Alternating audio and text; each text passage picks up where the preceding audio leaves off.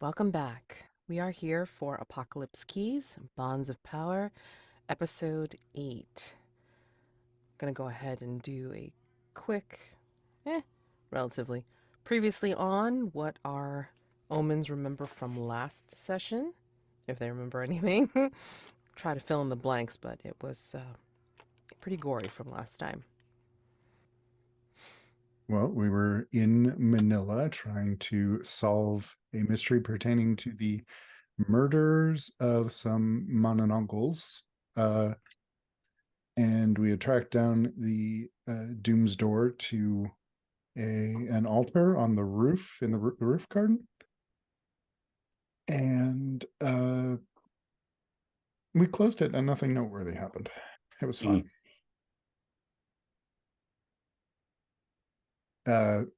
The Harbinger summoned a bunch of thralls, and well, Petri and Vivi were caught up in preventing Vivi from becoming a harbinger themselves. Yeah, I mean that's one way of putting it. You could also put it other ways. Zero had to take matters into his own Freddy Krueger-esque hand and shredded some oppositions, got a few ticks closer on his doom track, and has decided he's done playing nice.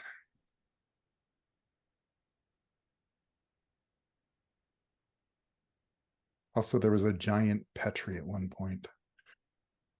Oh yeah, that did happen. Oh, the giant Petri was just the method Petri chose to climb 40 feet.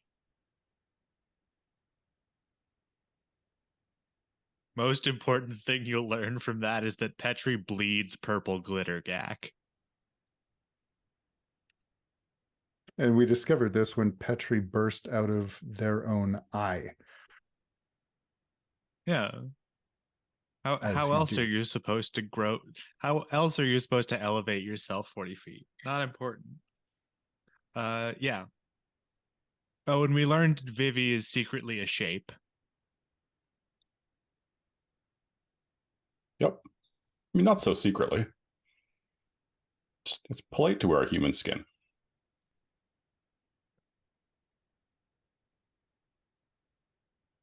I believe that the face cast was specifically that one angel from Evangelion.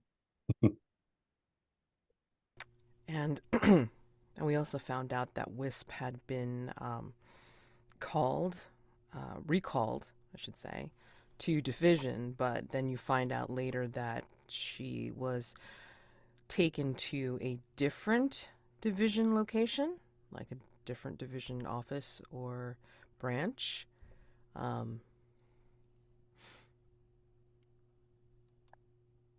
don't know if you had any ideas about that, Elle. I have some specific ones, but I don't know if you wanted me to check in with you first, which is fine. I mean, I can totally do that instead of putting you on the spot. Oh, I'm happy to run with whatever you had in mind. We could also tie it into to Wisp's new division move. Yeah, let's take a look at that, I think. Let me see. Like either way or both, it's fine with me. Yeah, no, let's go ahead and like take a look at that new division move, because then when we go to Zero, I want to take a closer look at that new ruin move, ruin advancement that he took. But yeah, if you want to go ahead and read off the new move. Is this something that needs to be activated in the beginning of a session, or is this something that can happen whenever? No, it's something that that I think I'll mostly use during investigations. Oh, nice. Okay. But it's called Psychic Invoker. Mm-hmm. Division has a number of psychics attuned to an agent, sending visions directly into the mind of that agent across vast distances. This connection operates within marginally safe parameters at a high level risk Division finds acceptable. When you take this move, answer at least one of the following questions. Yeah, I feel like this is a new thing for Wisp, right? Probably in response to um her little bit of shenanigans in Manila, which Division probably isn't a huge fan of. Right. Um, so they've kind of installed is not the right word, but they've um Mandated. mandated this, yeah, as a sort of fail safe in case she like wants to go rogue again. It's like someone in her ear slash in her Someone head in who her can talk her mind, down. multiple people, a team Oof. of people in your mind at all times. Yeah. Um Jiminy Cricket not available? That he was the retired a few years ago. He went Harbinger, actually. We had to put him down. Now, I'm gonna have a question for you. Would you say that the invoker is one, like, one of the invokers is human, or did you think you discovered something interesting about the cat that you got from the parasitic library? Oh, that is interesting. I was thinking they're human though. Okay, that's fine. Which doesn't mean there's not something else going on with the cat. But I'm imagining that the like main team member of the invokers that are assigned to her is this guy named Dale. Um, he's like everything that Wisp does not respect. Like he's sort of like a kind of milquetoast, Poindexter-ish type that Wisp just like does not have a lot in common with and does not understand why they would assign such a boring and weak human being to her. But that's like precisely why they did it.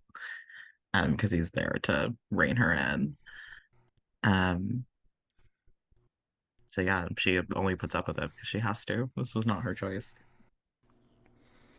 Before we get like straight into it, Vivi, did you have anything that you wanted to add to previously on from last time? No.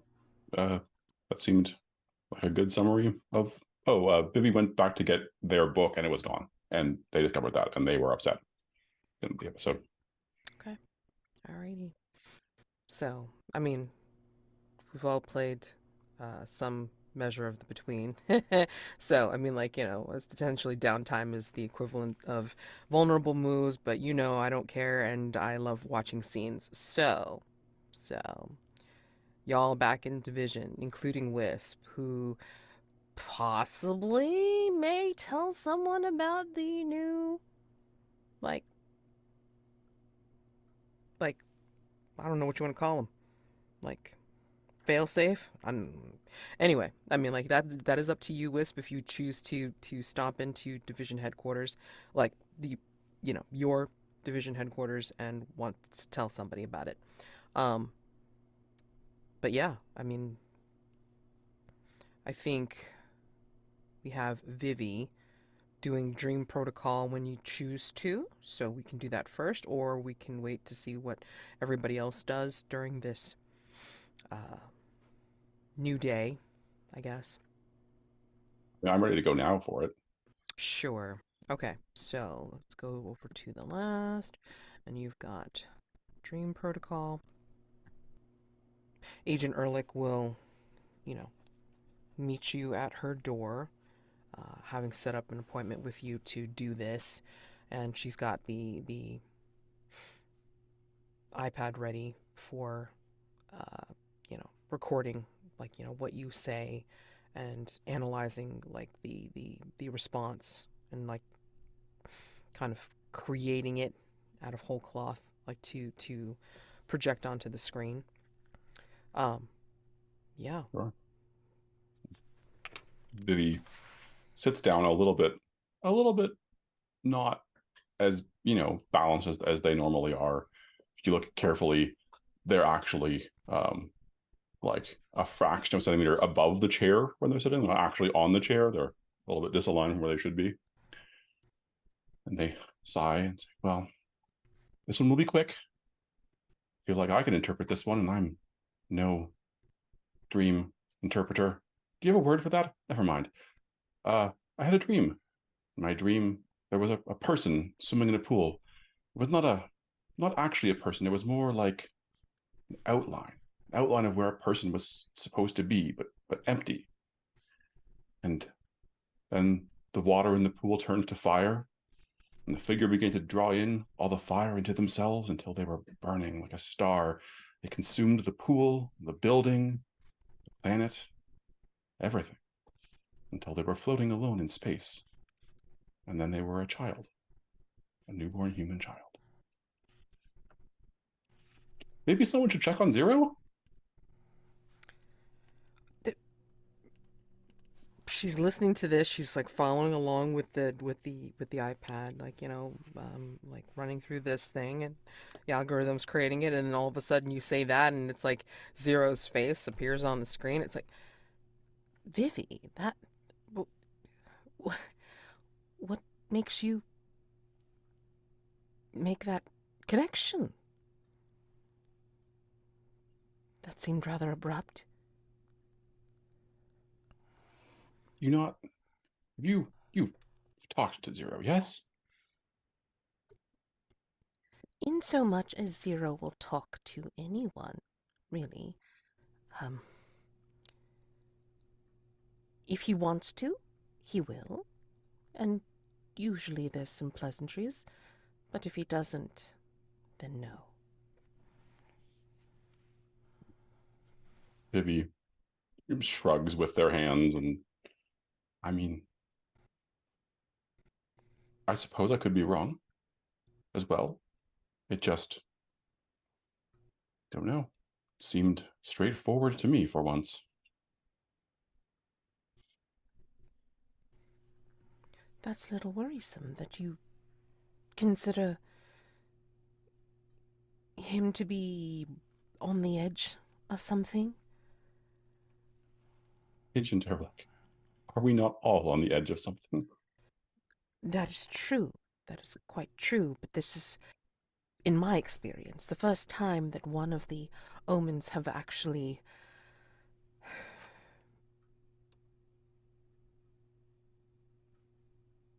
pointed out one of their own. I mean,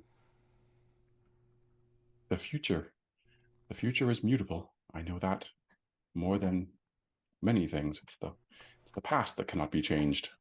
And so, does it worry me? No more than anything, I suppose. There are many things that worry me more.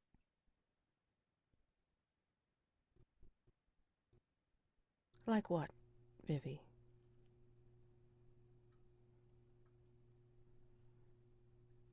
Vivi pauses and, not super subtly, seems to be deciding how much to say here.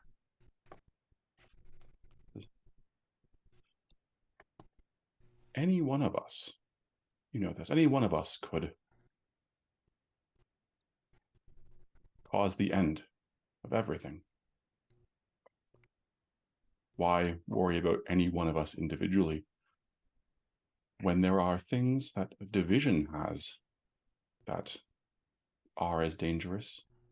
There are secrets that division keeps that could end everything.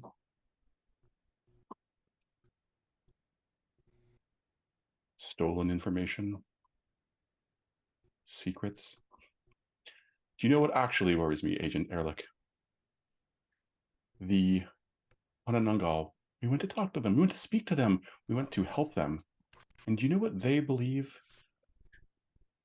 Their elder believes that humanity is fundamentally not worth saving.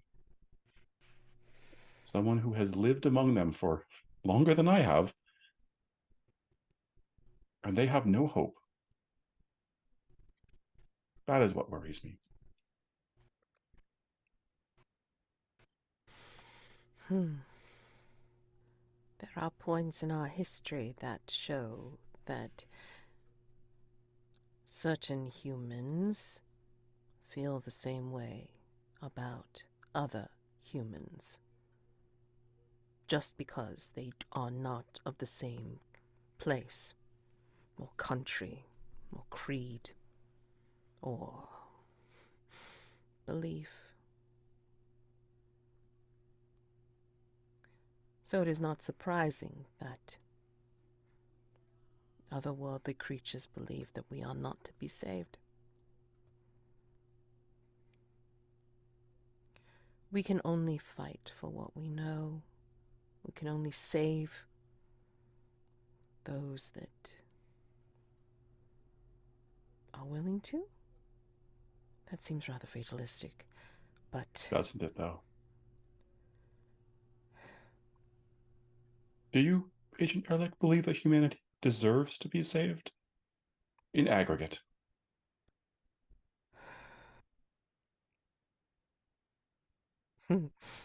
Being one of them, as a species, I would always say yes.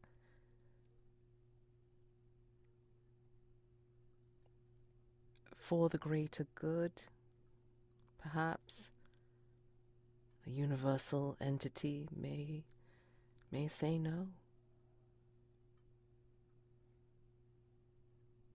We could be considered a blight in our space, in our place of the universe. But for all that said, for all the destruction that we cause, we have thoughts. We appreciate beauty. We create art. Things that will not last. And yet we make them anyway. We do these things because they are temporary. But we appreciate them when we have them. And that, I guess, is what makes us human.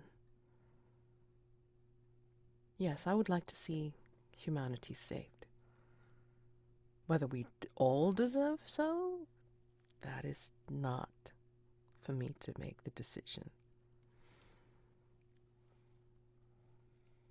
And Vivi sort of nods. Well,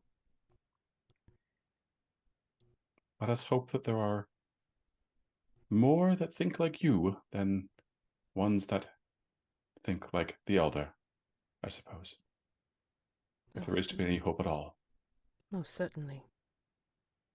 There is that story from mythology of a great box that had terrors and nightmares,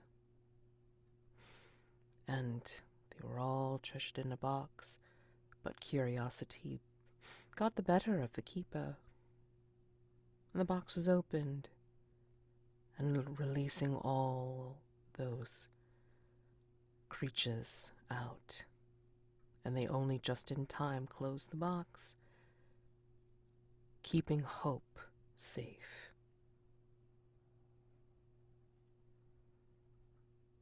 A very human story. Yes. Yes.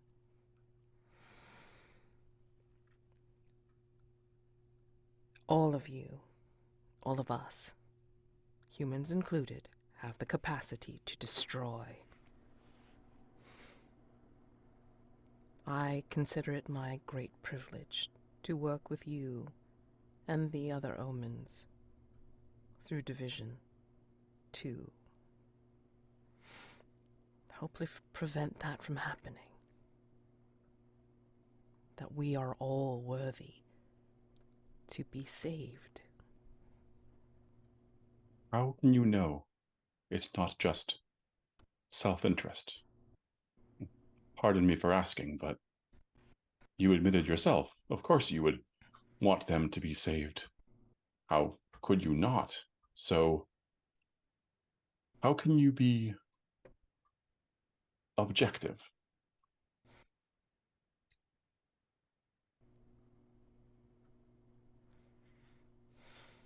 Can anyone truly be objective, Vivi? I would have to be above everyone else, or know everything. to truly have that kind of neutrality. I guess you could say this is just my opinion.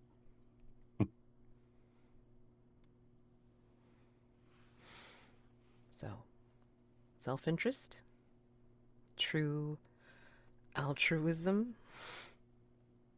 who's to say? I have lived long enough that I know what to treasure and what to just let go. And Vivi sort of turns inwards at that.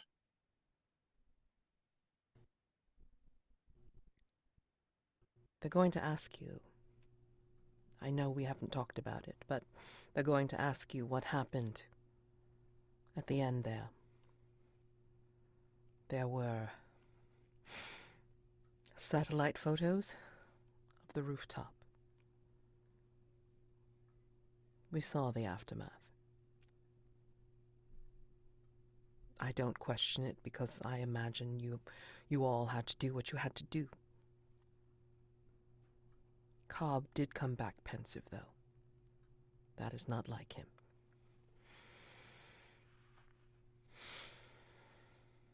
Sometimes I question whether it is useful and good to group us up like division does, but I fear that without all of our combined efforts,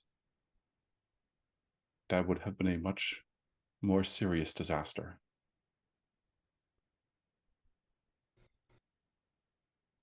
Yes, everyone did what they had to do. We did not all succeed in our attempts.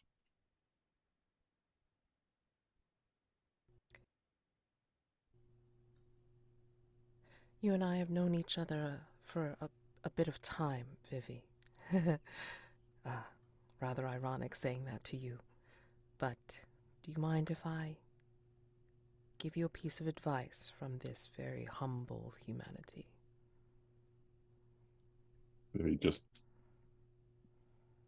mimics a gesture that they've seen before, which is the go on gesture.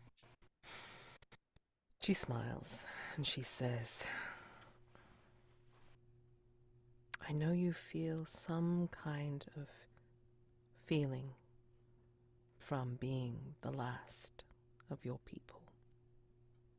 From what you described, it has been a long time without them. But may I say, that feeling, we humans would call it guilt, of not being able to do enough or more for those that we care about. Don't carry that into every mission. You do what you can, you do what you need to do, and then let it go. If you don't, it will eat you up inside, and yes, you are not like us. But that feeling, if you do so feel such a thing, has its own life and power.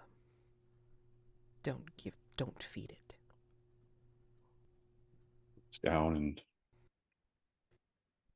I wish I could take that advice. But sometimes,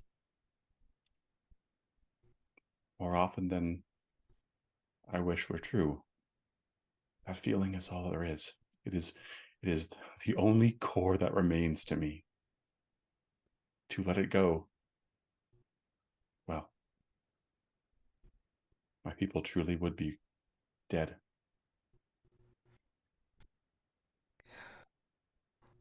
Regardless, Vivi sort of just shakes it off. You do not need to worry about me, not today, Agent Ehrlich. Can I I give will you something, Vivi? abide.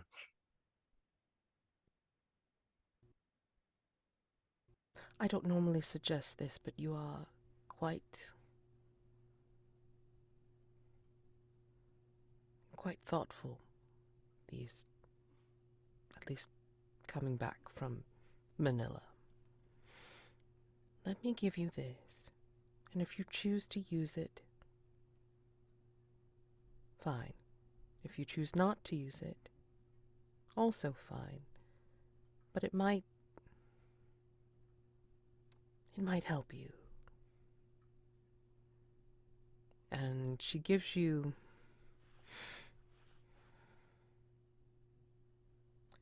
manuscript paper.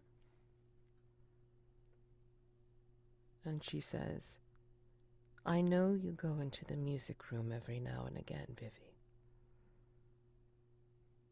The notes, the notation for music is quite similar to scientific and mathematic formulae. I think perhaps creating something in honor of the memories that you hold, could be a way of expressing what you miss. Will you at least try? Vivi's form gets a little unsteady as they go to take the manuscript paper. It's not smooth. It is just a little bit inhuman, and I guess the equivalent would be trembling for a person. And they don't say anything at all, but they do take it. And they stare at the blank sheets and the blank score that's been handed to them.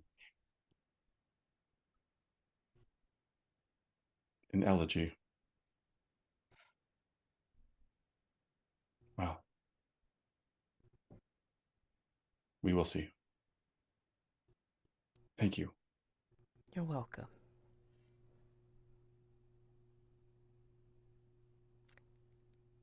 Have a good day, Vivi. And she will come to you as you leave, and she will put a light touch on your shoulder. And she just has like a very soft look on her face. Something more tender than you've seen before, but you also don't remember her ever opening up the particular box in her office to get that manuscript paper out. So,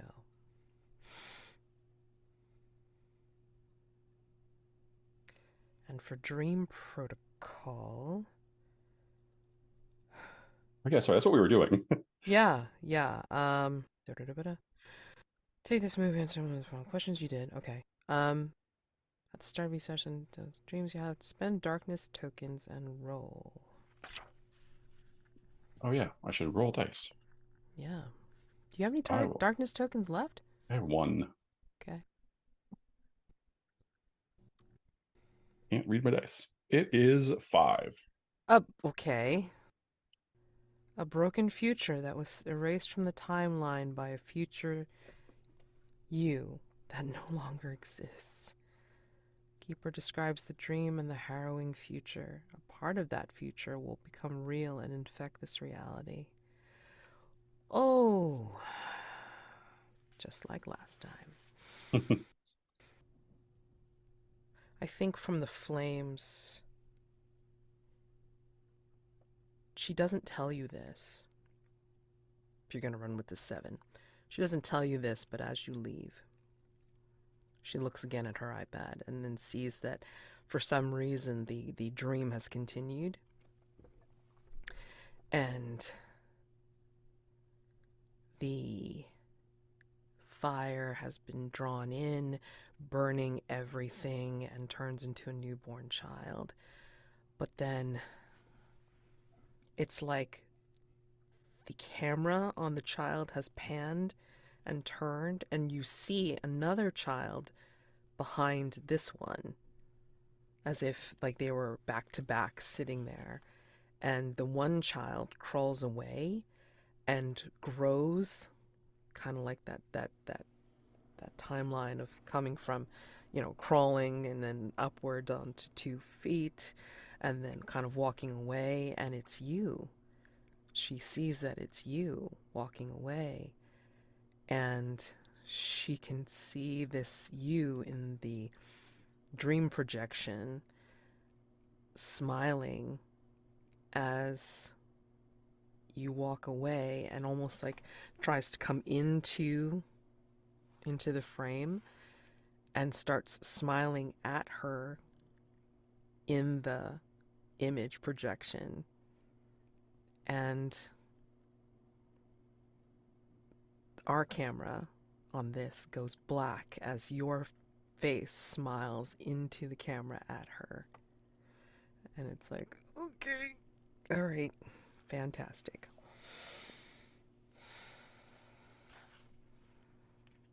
It will affect the future. So when we last saw Zero, he had been talking to Cobb and had kind of brushed Cobb off. So I think... Assume this is the next day. You've had a chance to clean up and kind of decompress after the trip. I think it would probably be good for him to see another omen, maybe, or anyone but Cobb, I guess. Oh gosh. Who do you think you'd come across? Or you can even run into Wisp as she's returned from the other division, the other branch. Elle, would you be up for a catch up? Yeah. Cool. Does Wisp have somewhere that she goes to like punch things, maybe? There are training rooms. Yeah. I mean, I think she can find something to punch anywhere she goes, but if you want to find her in a training room, then sure, yeah, she can be in there, punching her frustrations into a wall in a way that she's definitely not supposed to be doing. It's not how you use the training room, but That sounds good, I think. I think Zero would be making his way into the room, and maybe there's like a row of punching bags and training dummies, and there's going to be a moment where he just looks between Wisp fighting the wall to the empty training dummies and kind of tilts his head. Is that better? without even kind of looking over at you, just like staring at that point on the wall that she's like pounding her fist rhythmically into. She's like, yes, wall is harder. It gives a little more fight.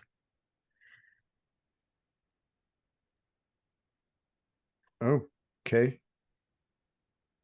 Maybe I'll start with the punching bag, though. For you, that's better. How did the rest of Manila go? Fine. Where were you?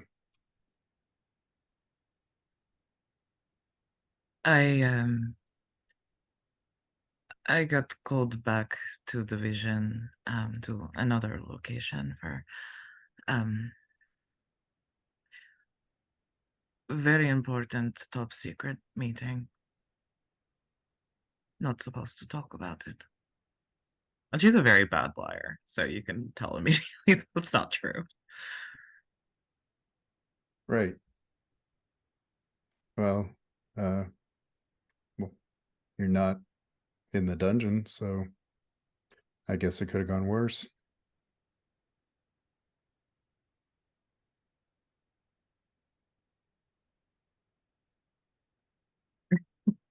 Um, yeah, I think she's like, look at what I am doing to this wall. Imagine what I would do if they put me in a dungeon. Yeah, that's a good point. Do you think maybe you could, I don't know, teach me about fighting better? That makes her stop mid-punch and finally turn to look at you. You see she looks tired, which is like not really a thing that happens to her. She's usually quite vigorous. Why do you want to know how to fight? I mean, Because I think you need to, but you never seem so interested. why not? It's what we're here to do, right?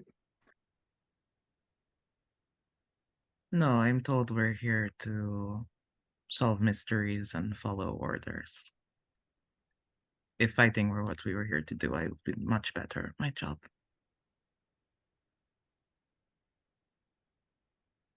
Well, I'm not so good at the mystery part, and I'm apparently really good at hurting things. So I could get better. Okay. And she sort of shakes out her muscles and starts to stretch a little bit, and then will sort of stand squarely in front of Zero, kind of making herself into the practice dummy, with her like hands on her hips. So show me what you can do. Hit me hard as you can.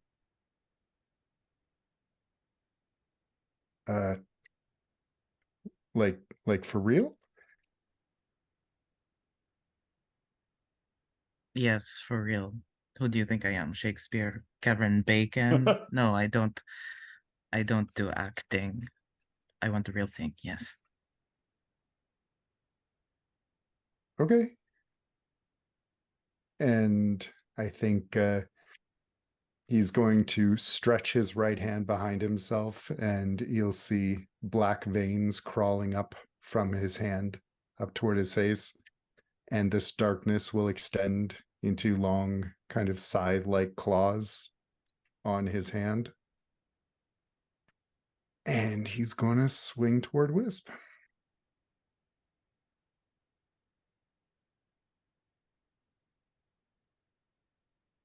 Wisp has not seen you do that before, right? Like this is Oh no. the new thing from the chapel, yeah.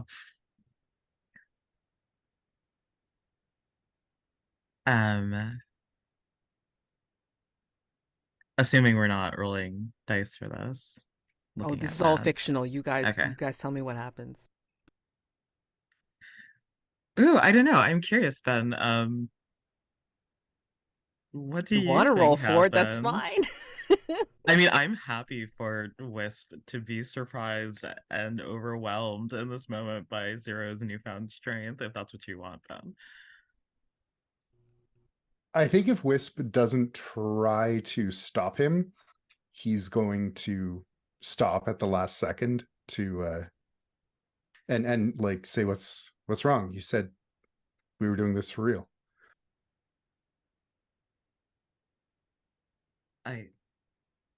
I just, and I think Wisp like reaches down to touch Zero's hand. What does that darkness feel like? Does it feel like skin or something else? I think it feels warm, a little bit like skin, but almost, but not quite intangible. Like, you can push through it if you try hard enough, but it has an edge.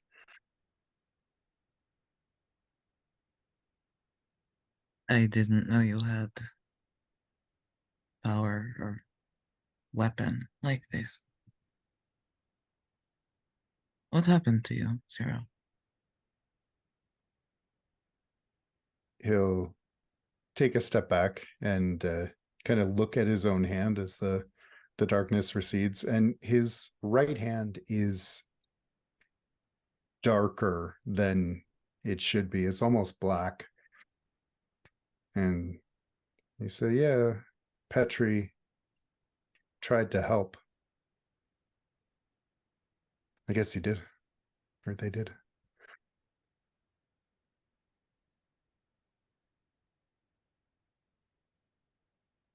Petri, they're very supportive. She looks unconvinced, though, that this is helpful necessarily.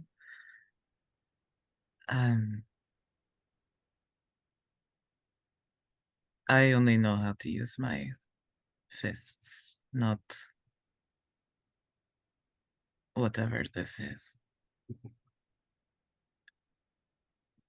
But Do you want this?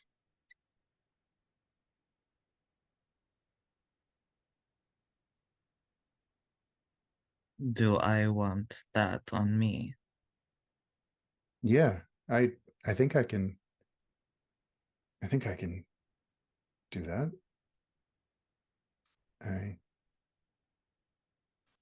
think he's going to kind of look down at his hand, letting the claws kind of stretch out a little different than they had been. Not quite as long, not quite as scythe-like, but more like an animal's claws.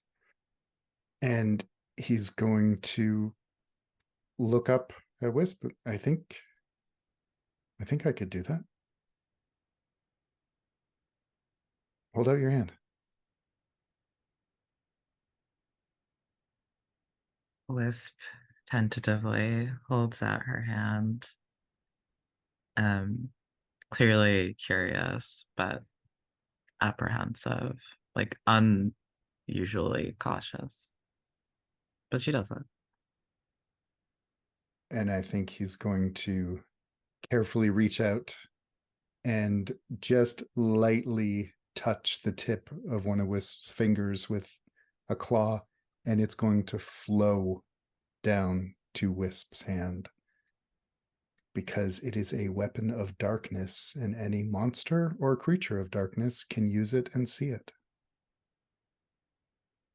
And it will leave Zero and come to rest on your hand.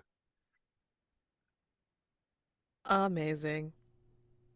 What does it look like on your hand, Wisp? Oh, that's an interesting question. I think it takes a sort of an almost metallic sheen to it. It looks like armor, like this like onyx gauntlet, and that's like perfectly fit to her hand. And which still allows like perfect like fine articulations of her fingers, but it's nonetheless like this impenetrable barrier. I think And Zero will look a little surprised that that worked.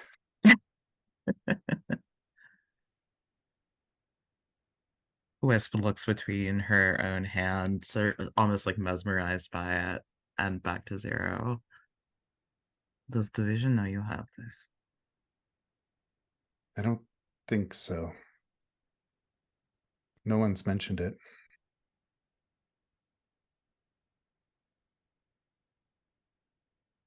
I think she whispers as though like if they are listening in on her head right now, that's gonna help. But she says, if they don't know, don't tell them. Yeah. Okay. I mean, they saw what I did with it. The thing that you did that made everything in Manila go fine. Yeah. And what was that exactly? I killed them all.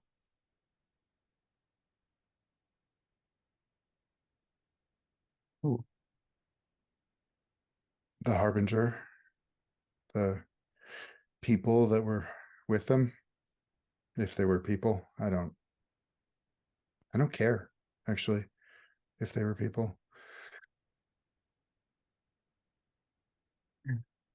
I did the job.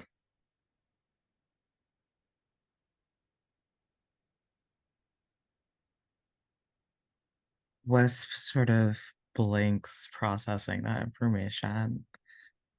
And she'll sort of, if Zero will let her, she'll sort of cup his hands in her like big hand, though, and like the one gauntleted hand that like sort of dwarfs him, his two hands.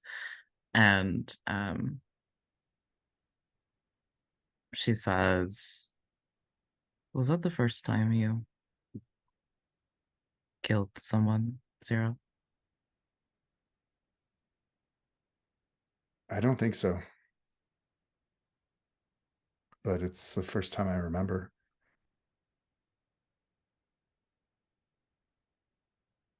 And your feeling about it is you don't care.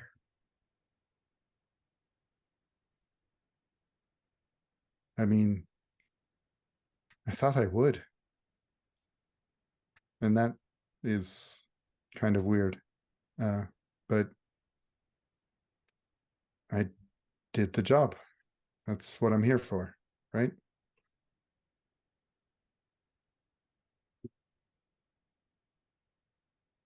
So they say. I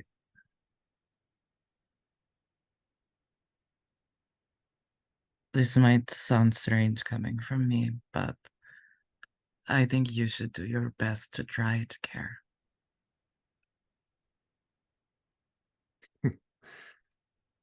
What's the point?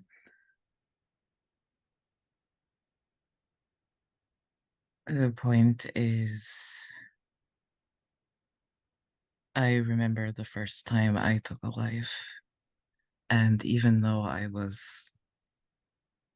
knew it was the right thing to do, the thing I had to do, it was devastating and painful.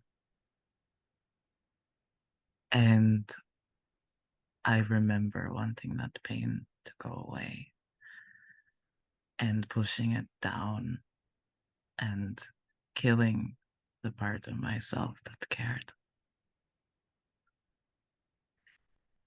And I think that's part of why I'm so strong. But it's also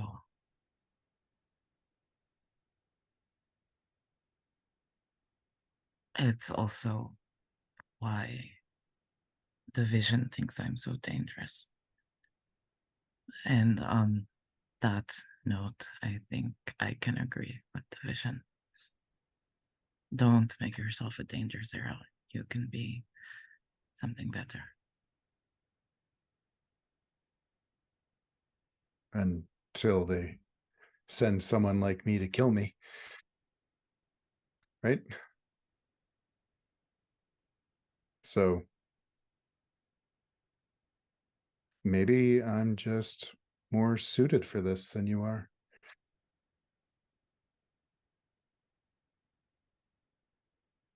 Till next lesson, I guess.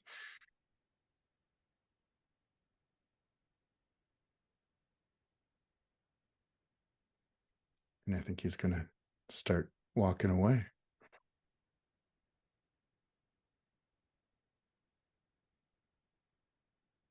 And I think as Zero's walking away, we see Wisp looking for the words and not finding them, so not saying anything. And we see her consider taking off the gauntlet, whatever that would mean, but feeling safer with it on. So she doesn't do anything about that either. Would that have counted as revealing one's heart? I should have. I was about to say, I think like considered we should have done something to that effect at some point. I mean, Oh, also don't forget to choose impulses. oh, thank you. Yes. Don't forget to choose impulses. And yeah, I mean, like, you know, if you want to roll on that, so I feel like it was Wisp that tried to get you to give a shit. Because yeah, I mean, like Zero's like, you know, coming up more and more sociopathic, so it's kind of like, yeah, somebody stop him, please. So, yeah, Wisp, if you want to roll for Reveal Your Heart. Maybe we should conditionally roll back Zero's little burn there just until we know how that one turns out. Sure, go for it. I actually think I can use my cool little ruin move here. Ooh, okay. So I don't have to roll. It's Okay. just when you would reveal your heart to a PC or NPC who may become a harbinger. You can instead choose to describe why you're destined to become a harbinger and how this makes you afraid. And I think that's like kind of what was happening when she was like, when I killed the part of myself that cared about killing. Something bad happened to me. So if you do, mark one ruin, which I will do now, and the harbinger within you stirs and reaches out to the other person, bringing your hearts far closer than any confession ever could. I choose two from the top list on the move, and then if you mark ruin 0, you can also choose one option from my move. Oh, interesting. Okay. It's the move Humanity Was a Dream, if you're looking for it on my sheet. Yeah. Oh, that's interesting. That's really cool. Sorry, I'm just so excited. I think you have to pick your two first, Elle, for that move, because then the harbinger within you resonates within the harbinger in Zero, and then that's when Zero would make the choice to mark a ruin. Yes, I think that is right. I am just being indecisive. Oh wait, does Zero have any conditions that need to be cleared? That's the question. That would be a good question. I do have some conditions. I'm unreachable and defensive. Either one of those, you know. So if you want to pull on that particular choice, Elle, for Wisp, so this way Zero can clear one of Yeah, those. I think that's cool. Wisp will promise that she'll always protect you, even if you become a harbinger. Okay, so if we're rolling back, I think Wisp will say, something like, even if you do kill that part of yourself, like she'll always be here to remind you that it once was part of you. I don't know, words are failing right now. Something like that. And I think I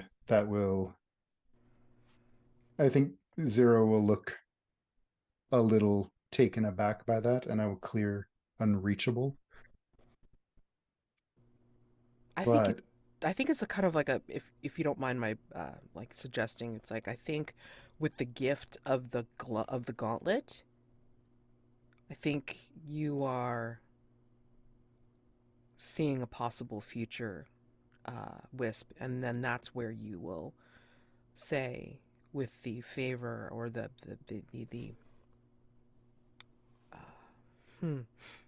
the importance and weight of this gift, I mean, like, you know, that's where you will protect him, because they gave unto themselves and such. Yeah. Yeah, that works for me. What was the other choice? Yeah. Yeah, reveal a painful shared memory. And we'll both mark XP. I feel like that was covered. That was you killing that part of yourself, wasn't it? Or does it have to be like a specific? I guess it doesn't say. So yeah, I think that does sort of count, like this shared experience that we have. That gives her insight into the situation. Yeah. Yeah. Let's go ahead and mark XP, and then the harbinger within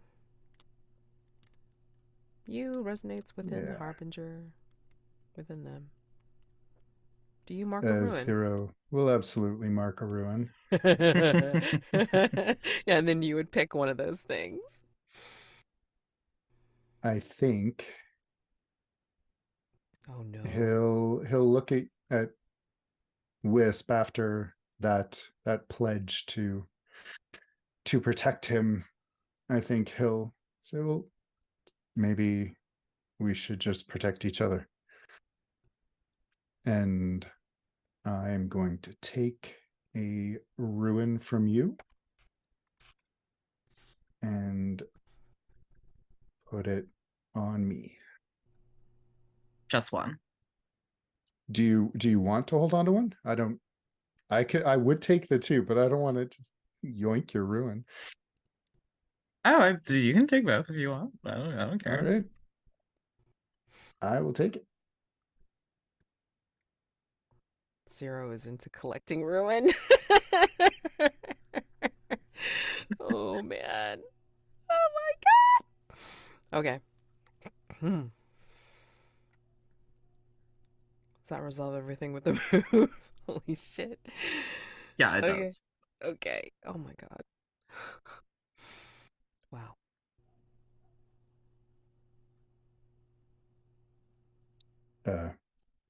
If without that witty rejoinder, I think Zero would stay to maybe punch the softer punching bag for a while. Sounds good. In that case, I think Wisp is the one to leave. Okay. Yeah, Wisp racking up these saviors. Oh lord. Petri, is there anybody that you want to interact with to cause havoc? There are simply too many good options. I'll pick one. I mean, But you can't go wrong.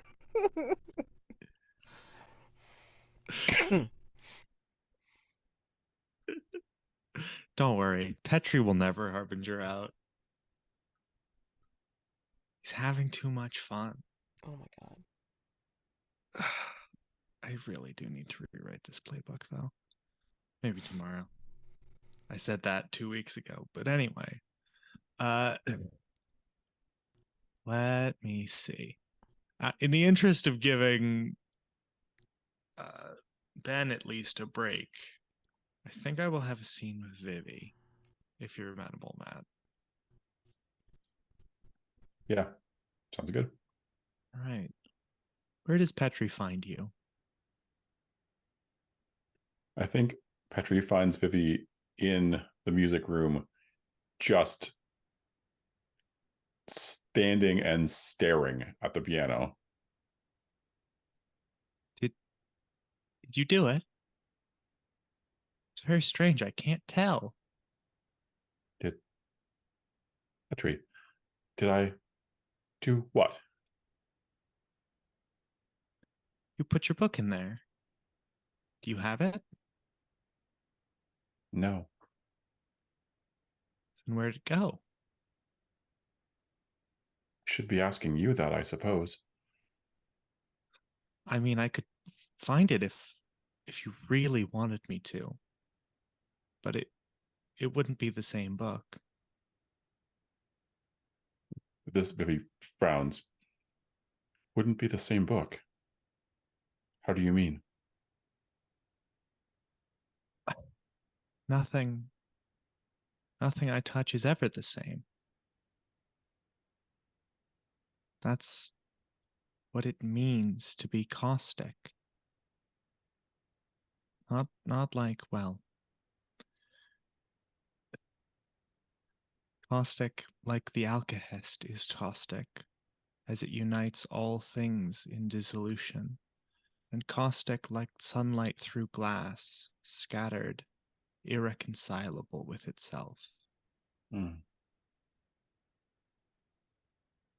If you want me, your book is in the library. I can find it for you. But it's part of me, so it won't be the same as it was.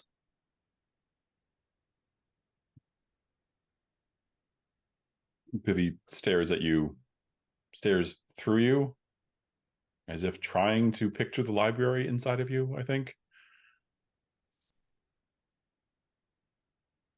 I don't know. It has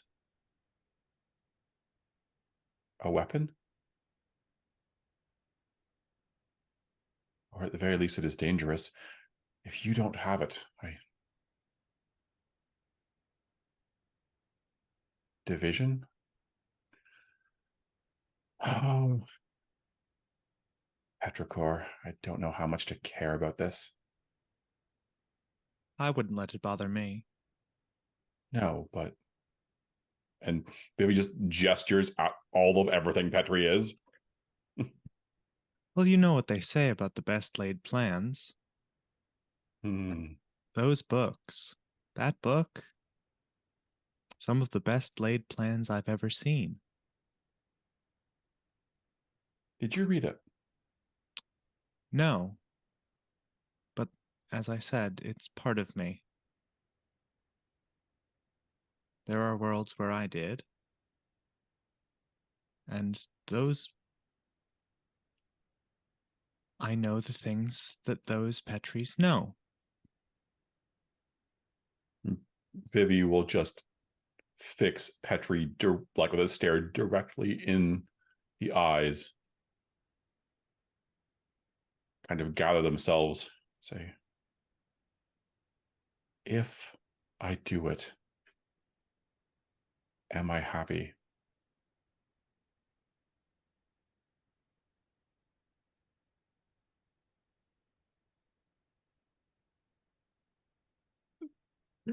What a question. I'm not going to answer that. It's not worth answering. Why not? It's the only question that matters, isn't it? Of course. But don't let that get in the way of real learning, real growth. There is nothing to be found in the direct, bright, shining, brilliant star that is the truth, that is your simple yes or no. I can't say whether or not it exists, really. But I've found truth before. It's disappointing.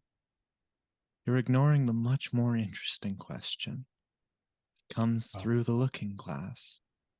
What happens if you are?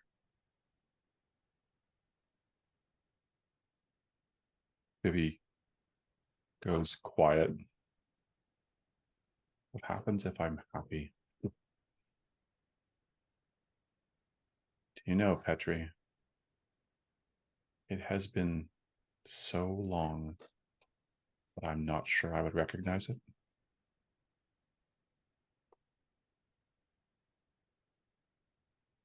Then how do you know you're not happy right now? Well,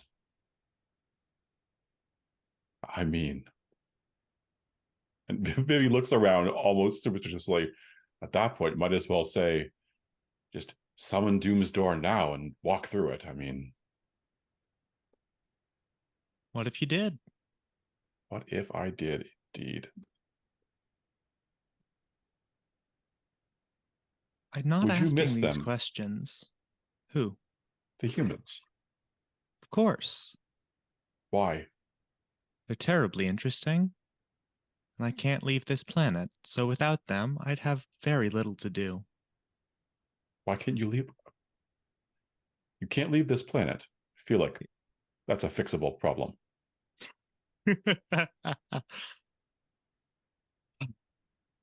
I suppose in the same way I could rip your heart out of your chest.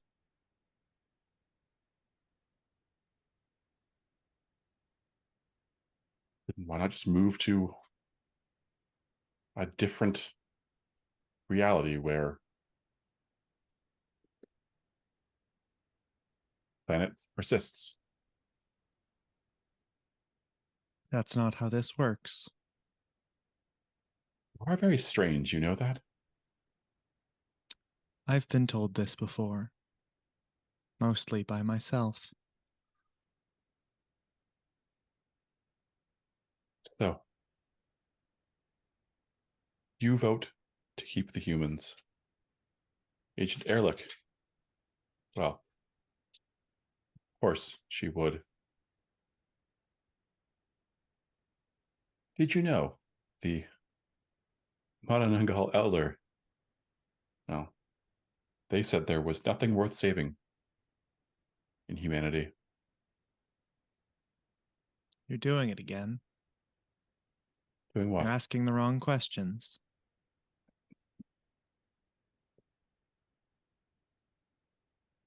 Vivi throws their hands up.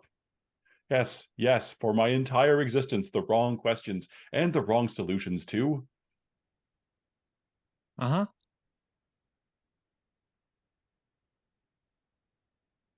And I suppose that you know the right answers, the right questions, and the right way to approach everything. No. I have no idea what I'm doing. But how do you... An impossible creature. It's simple. There are no right questions. It's all in how you ask. When you come upon a contradiction, there is more to gain from asking how it can exist, how two opposed ideas might happen together, the ways they're the same and the ways they're different, than it is to pick one. And he just shoots Petri this look, this like it's actually condescending. That is pointless. Would the humans say? Is solipsistic? No. Nihilistic? It's philosophy. It's utterly pointless. There are answers. That is the point of patterns, of science, of the universe. If not answers, if not truth, if not a linear but branching stream of time, then what? Chaos? No more lack of causality? At that point, well, the universe becomes meaningless. To suggest that there are no true answers, no correct questions is... That's not what I said.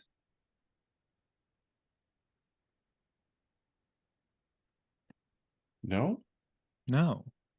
I said it doesn't matter that there are true answers and correct questions. No, Petri, it is the only thing that matters. If I could just do it right. I could just... I just knew. No, this is like arguing with a mushroom. Have you tried that? They're terribly interesting. Oh, goodness, Petri. And Vivi just leaves.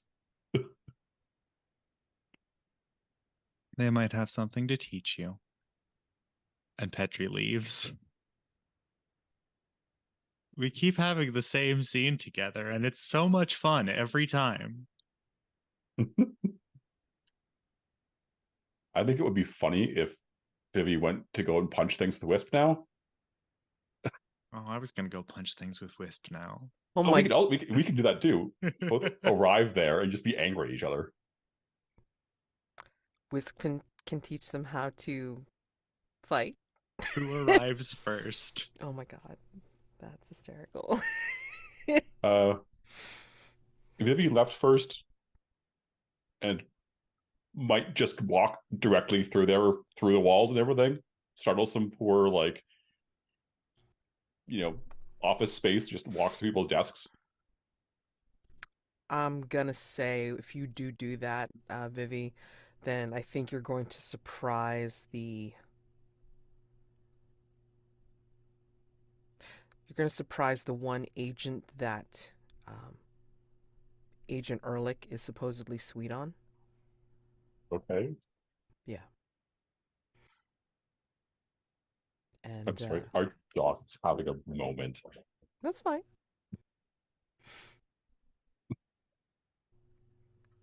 You might not. You might even notice as you're passing through their office that they have a small picture of Agent Ehrlich on their desk. Vivi stops and double takes, starts to ask, why do you no, and just keeps walking. And what is Wisp doing?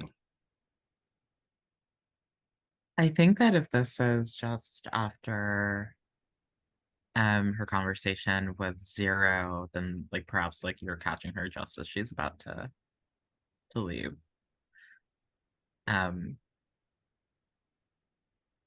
Yeah, I mean she doesn't really have like equipment with her except that gauntlet that's now kind of encased, or her like hand that's now encased in this gauntlet. Vivi, You hit things when you're angry, yes?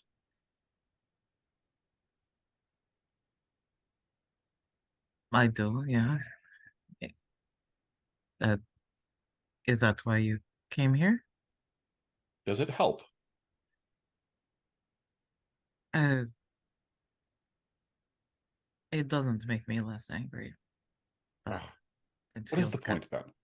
Feels good. Excellent. I will take feels good today. And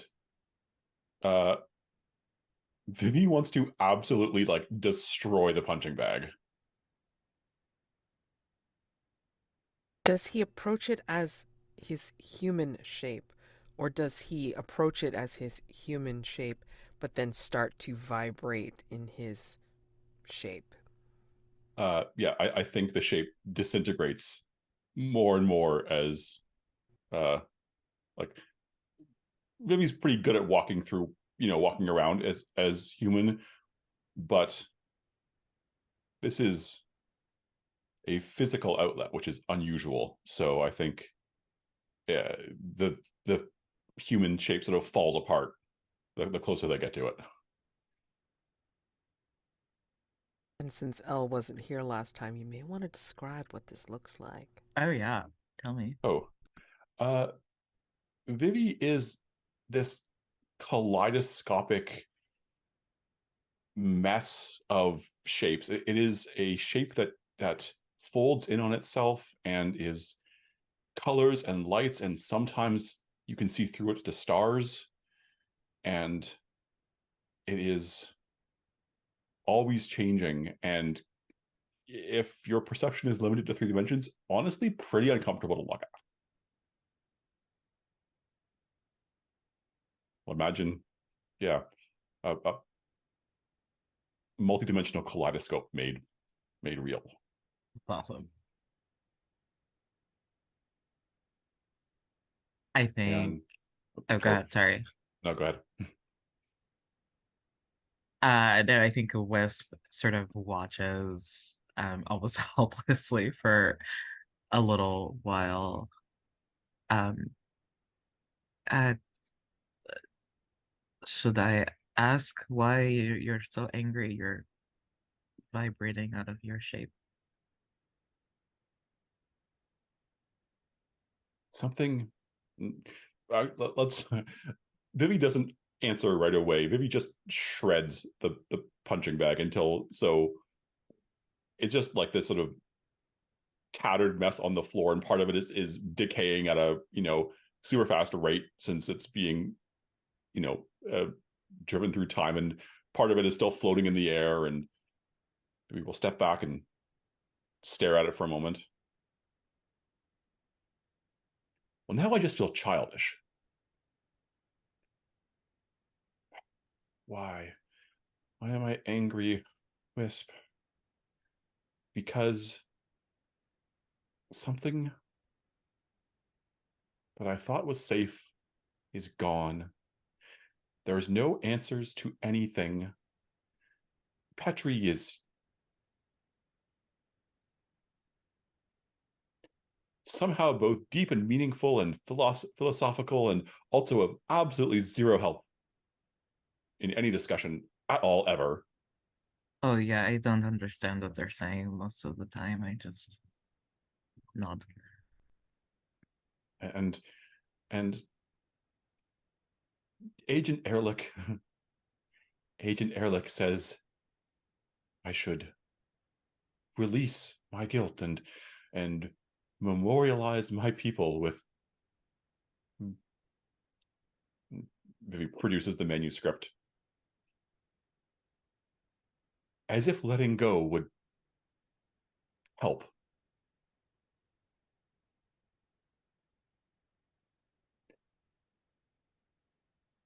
And Petri and Ehrlich both say that humanity is worth saving, but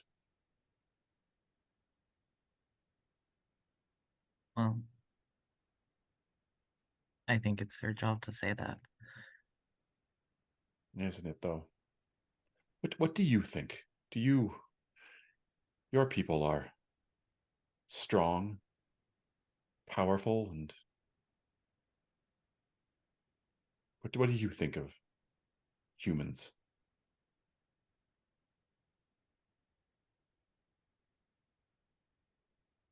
Oh, well, some of my people are strong and powerful.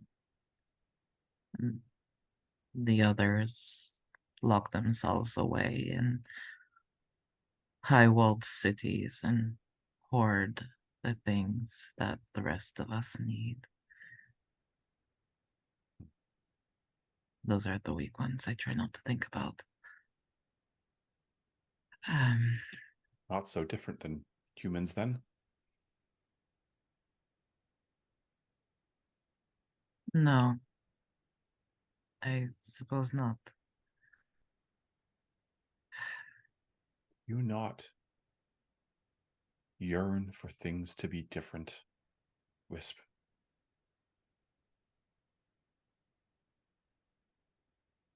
You could change it. I could change it.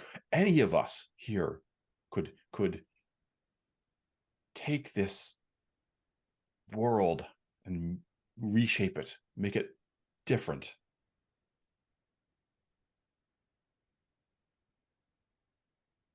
We could, I know, but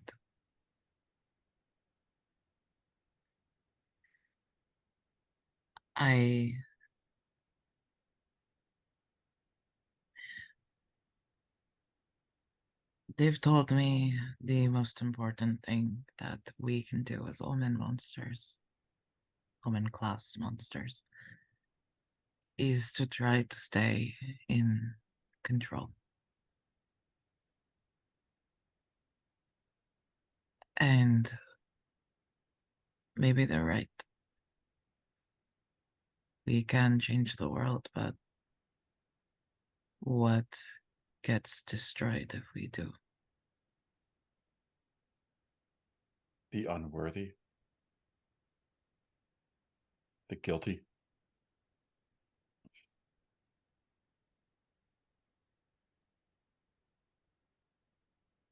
I don't know. Everything, nothing. The humans have these delightful little aphorisms. You cannot make a beaten egg without breaking an egg. I don't think I've heard that one. Omelette? Scrambled egg? Some egg dish.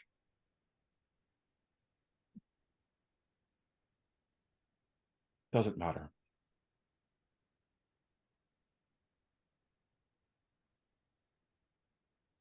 I'm sorry for destroying your bag of sand.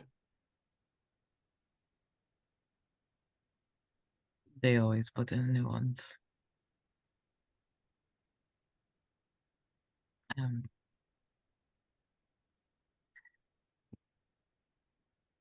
I I think I lost control a little after you told me what you told me in Manila. And if that caused trouble for you and the rest of the team, I suppose I should apologize. No. You never need to apologize. You did what you thought was right. You told people the truth. How can anyone fault you for that?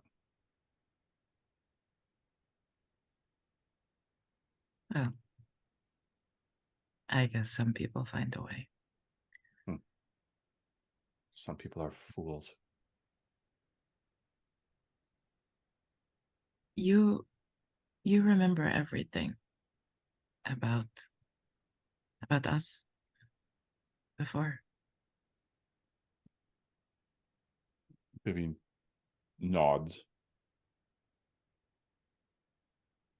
I believe so.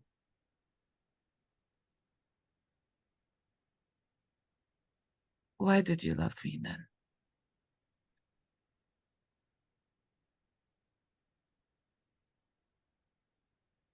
Wisp.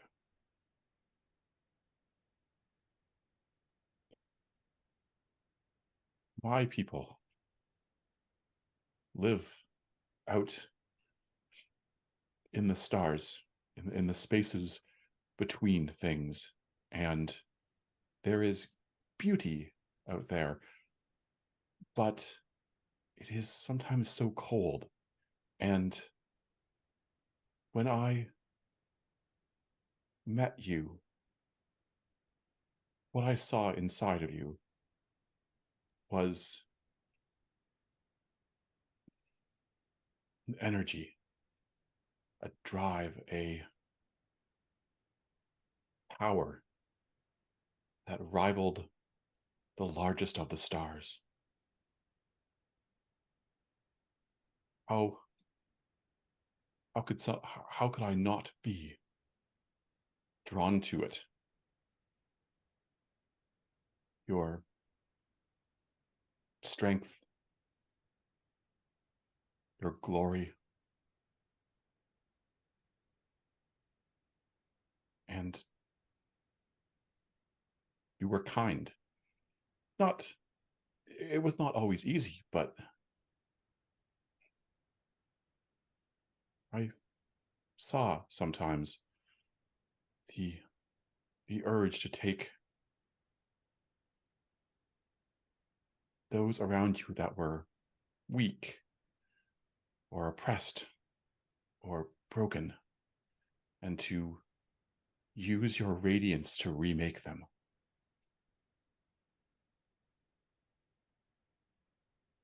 It was a beautiful dream.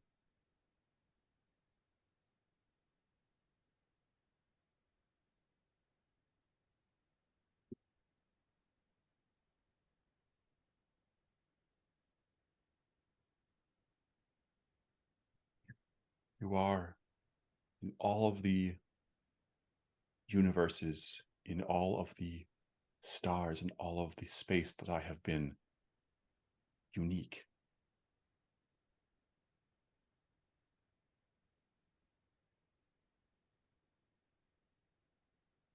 I have seen many, many things. Well, I'm glad you were able to have the time you had with that version of me. I can't be her anymore.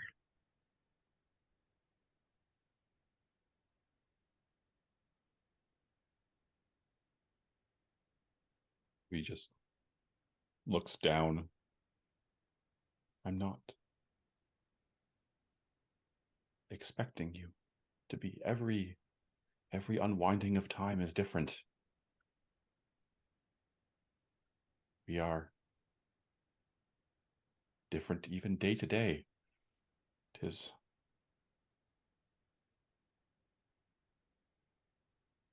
not fair to expect you to be that, and I do not, but you are not so far from it as you think.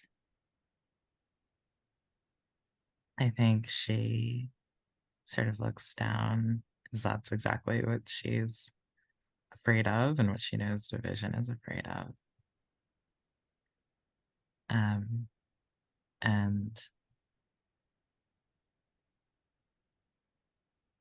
yeah, I think she'll sort of brush past Vivi. Or I don't even know if Vivi's totally corporeal at this moment. Probably not. She'll walk through Vivi and awkwardly leave.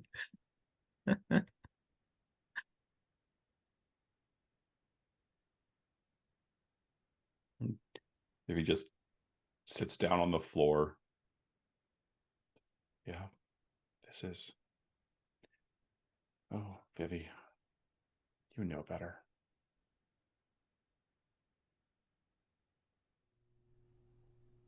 I think our good friend Petri is going to go check in on Zero.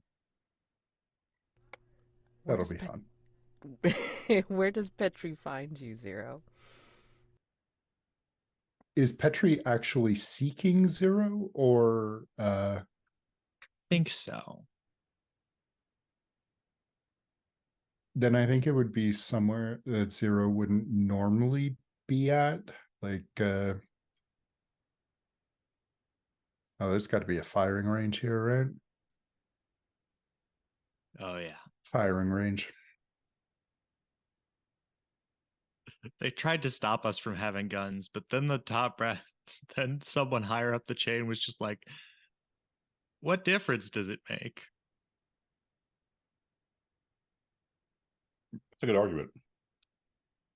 Well, I imagine that the human division members would probably have more utility there, or have more reason for going there than we would. Yeah, I'm sure there's a different firing range, like, hermetically sealed from us, filled with stuff they're trying to get to kill us. Well, I think Zero would be at the more mundane one then. Probably kind of just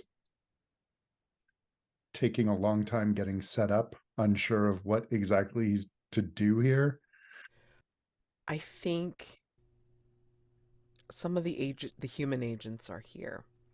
In fact, Cobb is here with Warren Peace and Lydia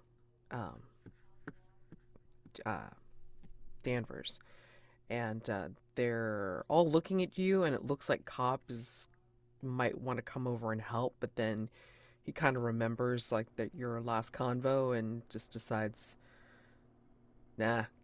And he just kind of looks at the other agents and just kind of shakes his head a little bit and just like, continues with what they're doing, which is like, setting up different targets on the other end and, electronically, by the way. and then doing shooting practice. I think like a good teenager, Zero is absolutely not even like looking in that direction. Sure. But that's where Petri would find him. Hey, how's it going? How are you feeling? How are you doing? Things got a little away from us on the last mission, don't you think? I wanted to apologize.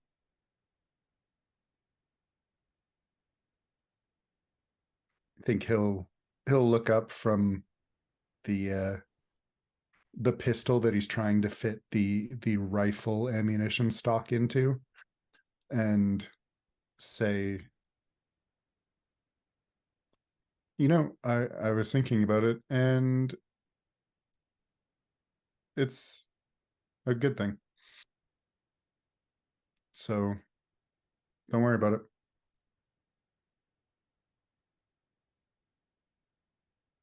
Which? What you did to me.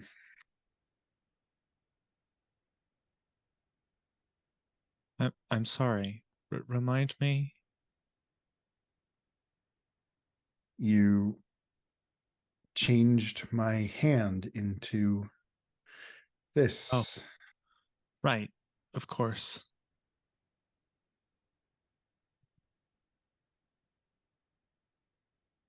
That was what you were apologizing for, right? No, I was apologizing for leaving you alone on the rooftop with all those harbingers. Oh. But not leaving me alone in the building with the Madelancholy that tried to tear out my throat. Or leaving me alone in the library to almost get eaten by a monster. Or leaving me alone in general. No apologies for that. Interesting. Forgive me, I'm being awfully human, but I hoped that this would be an apology for the general tendency that we all have to leave you to your own devices because you seem so capable.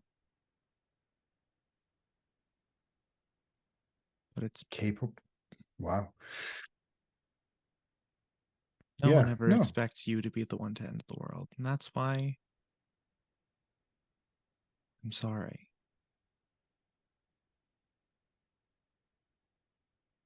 No one expects me to be the one to end the world. Why not?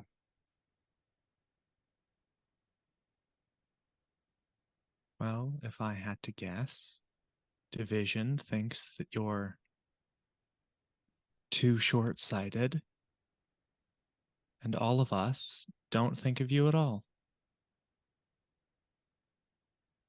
Yeah. Yeah, that's pretty much what I was thinking too. Thanks for really spelling it out like that, though.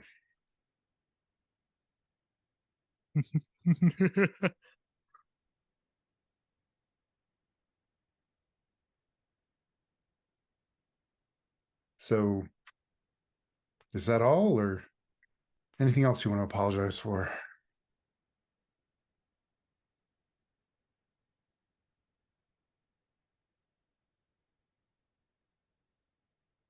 I don't know. I'm sorry. I tried.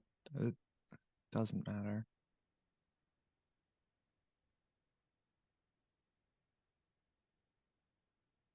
You know so much, but you do so little. Why? Lots of reasons. I think the main one, though, is that I don't want everyone. People. I just want to live without hurting anyone. I try, and I try to help, and every time there is a hand, someone else's body, changes color, or plants on a rooftop in Manila that turn out to be carnivorous.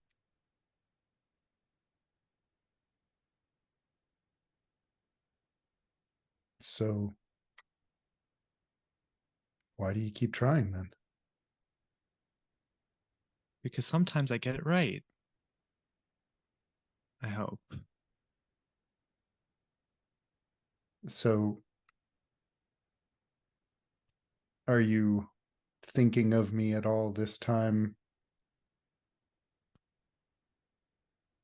for a particular reason? Or I wanted to is know what something happened to your different? gauntlet. Oh, I think I could probably make another one, but I gave it to Wisp. And you can just do that.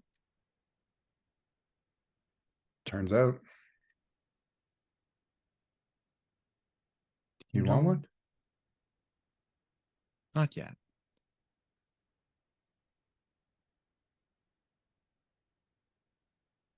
What is it?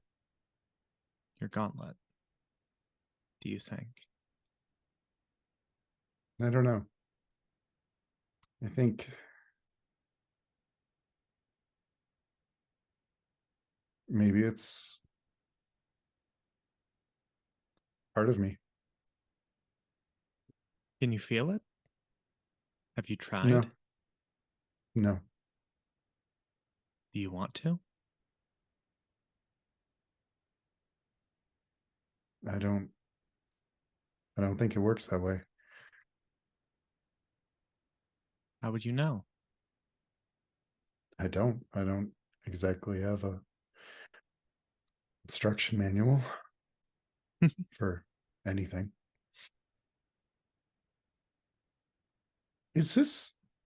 Do I have this upside down? And I think he's trying to put the cartridge in the gun and turning it to look down the barrel, and they make it look so easy. It's Cobb the will main come thing over. that they do. Cobb will come over and almost slap it out of your hand. It's like, don't point it like.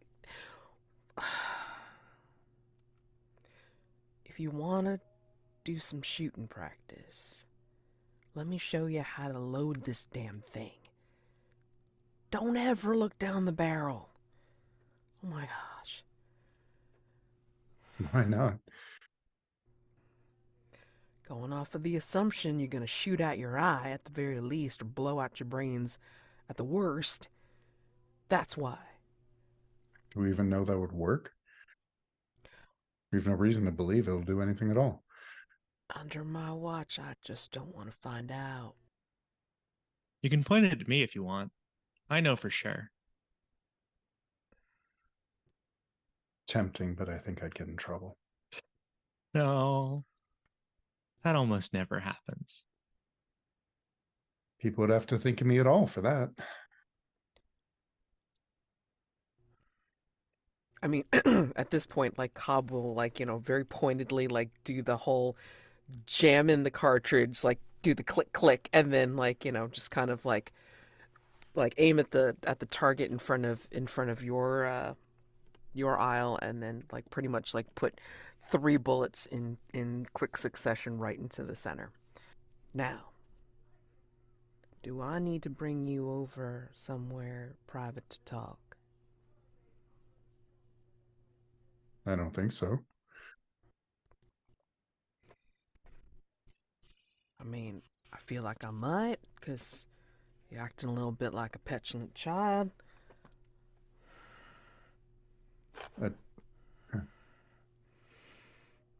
How am I supposed to act, sir?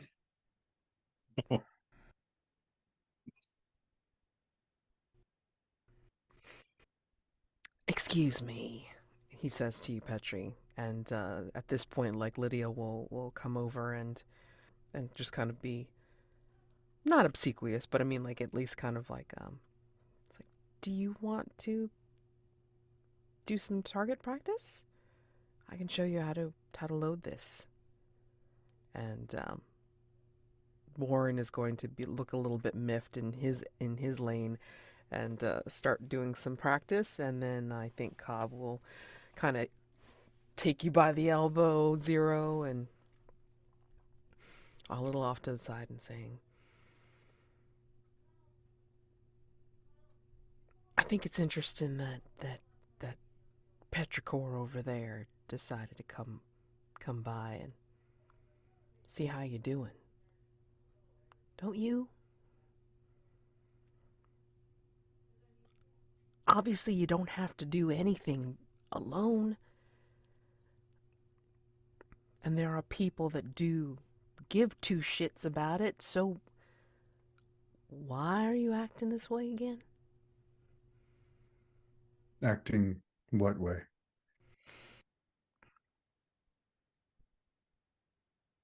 Like people don't care what happens to you, or that you have to go it alone. Petri even said most people don't even think of me at all. I know that. Think I don't know that? And it's fine. I get it.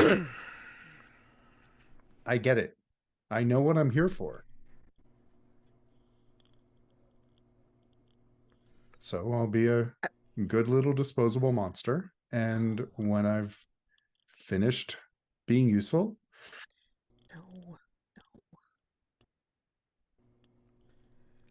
It's not that. It's not that at all.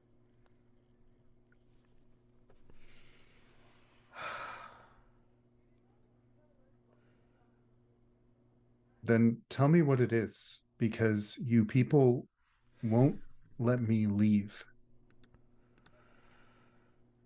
No one asked me if I wanted to do this. No one asked any of us if we wanted to be this.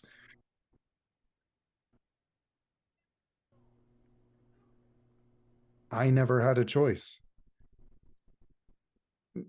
Don't act like you're doing me a favor.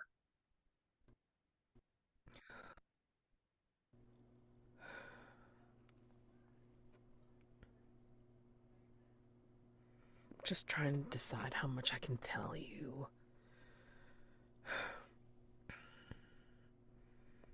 Why start now? Because I don't know if it's going to get to a point where you're going to not give enough of a shit and leave everybody else to their own devices, which could be bad.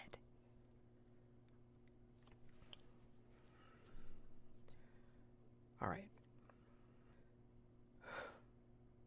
The debrief is going to be in another couple of hours for what happened in in Manila.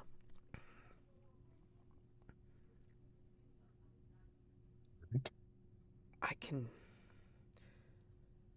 suppose I can tell you something before then, but I don't know how you're gonna take it. It's worse that could happen. You go off on your own.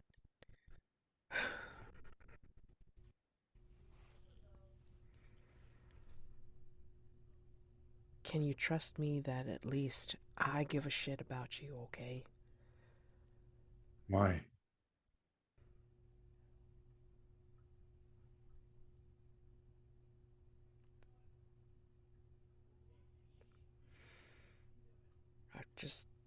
I've known you for a long time, Zero.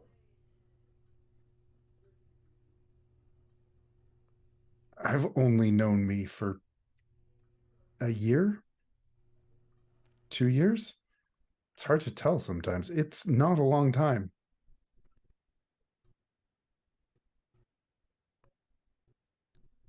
I've known you before you were in that tank.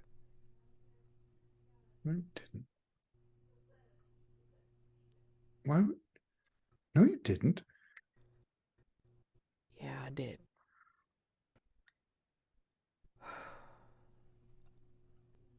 I think at this point, Zero, I think with a bit of moistness in his eyes, he's going to try and leave. Leave division or just like leave the Leave range? the area. Gotcha. And I'm going to take some darkness tokens. Okay. Yeah, I think we see the camera on Cobb just kind of like looking stricken and unsure of whether to follow you or to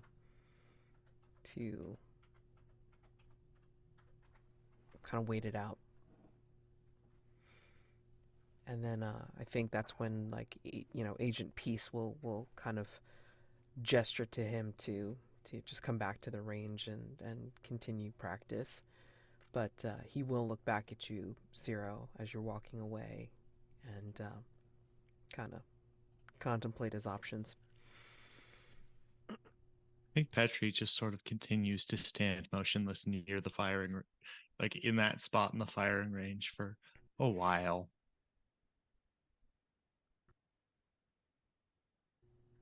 I think Lydia will, just ask you how you are doing.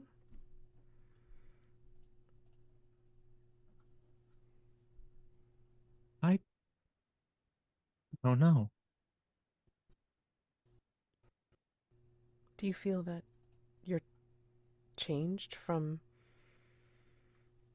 your experience in Manila? Not more than usual. What about Zero and Vivi? Did it seem to affect them more?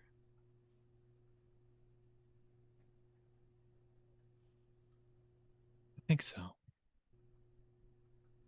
So I don't think Manila had anything to do with it, really, at the end. At least, it's not all Manila.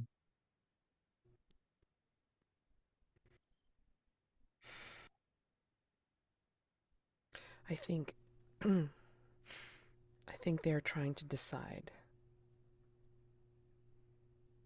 which place they're going to send you all next. That's why it's taking so long before the debrief. Can I ask you if you are really okay? And would you tell me?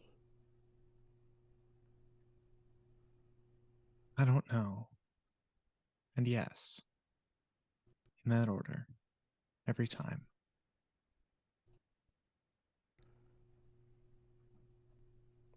I know I can be confusing, but I'm not in the business of keeping secrets. I know. I know sometimes it's difficult when talking with you, but I know for me, that's partly because I'm not sure whether I'm talking to Petri, Petrichor, or even Peter. Haven't seen him in a while, huh? No. And she'll kind of turn away to look at the firing range, but before she does, she says something under her breath that I think you hear, which is, I miss him.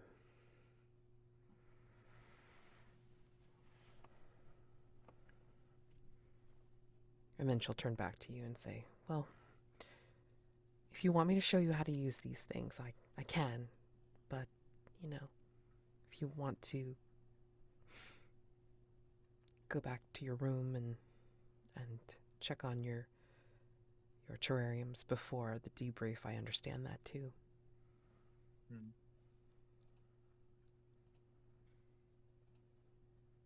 No, I don't think I want to be alone right now. Please. Whatever you have to, as long as you'll stay here. Of course. Of course. And she'll,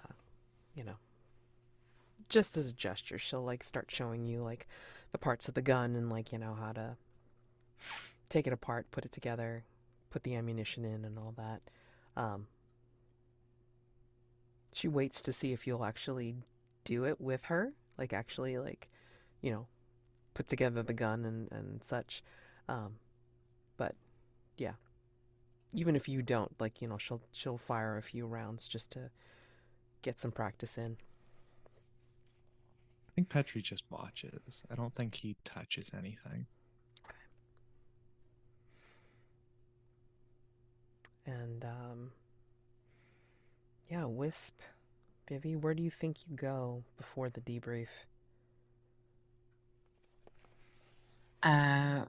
For Wisp, I think she just goes home. I think it's about time for her now daily meditation. And now it's not just up to her to implement the techniques that they taught her. It's an actual like guided meditation with Dale, who like instructs her as a voice inside her head. Do you find him quite well? Do you find him relaxing, distracting, or just, oh, get this over with?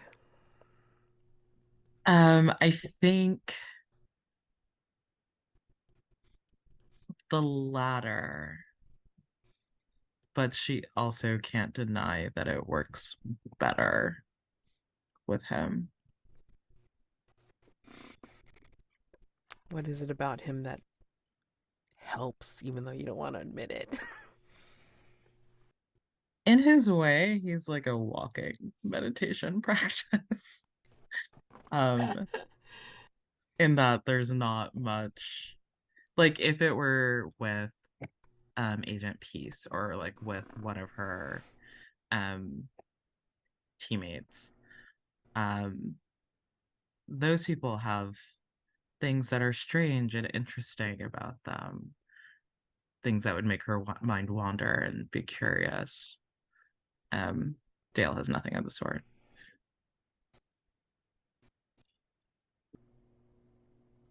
Do you only hear him as a voice in your head? Or is it something where he kind of sends you visual pictures? Yeah, I think it's almost like, yeah, like a meditation app where he talks her through it, but then he can also project like the sound of a rainstorm or, you know, bird song. There is a whole sort of multimedia um aspect to it. I think it was like that the first time. And maybe this is only like, you know, I don't know how long Wisp was in the other place, probably just like a couple of days, right? Right. But I think after that first time, she asked him not to do the visuals and the extra sounds and all of that. Like, if we have to do this, just his voice is fine. Because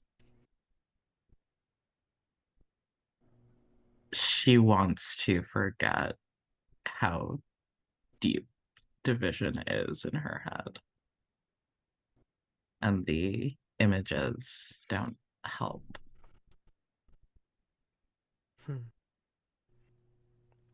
Interesting. I'm gonna say though, like as you're listening to the drifting voice of Dale, as he's walking you through this meditation and sounding like an incredibly... And you breathe in and out. And in through to your third eye and out. And as he's taking you through your very measured paces, like through audio, I think unbidden you will get a flash of some fluttering, almost as like an underlying like cadence as he speaks. It's not him though. You can sort of tell that it's kind of like as if like some kind of interrupting signal like has just kind of like burst into your consciousness for a few moments, and it sounds like fluttering, and then you get the flash of a vision of like multiple moth wings fluttering in your vision as you hear Dale's voice talk you through these movements that you know very well. But I think after seeing these moth wings, it's like a flash of fire. And then all you hear is his voice again. And sink into the mat, one limb at a time. Wiggle your toes, wiggle your fingers. Let the back of your head sink into the mat. And that's it for your vision.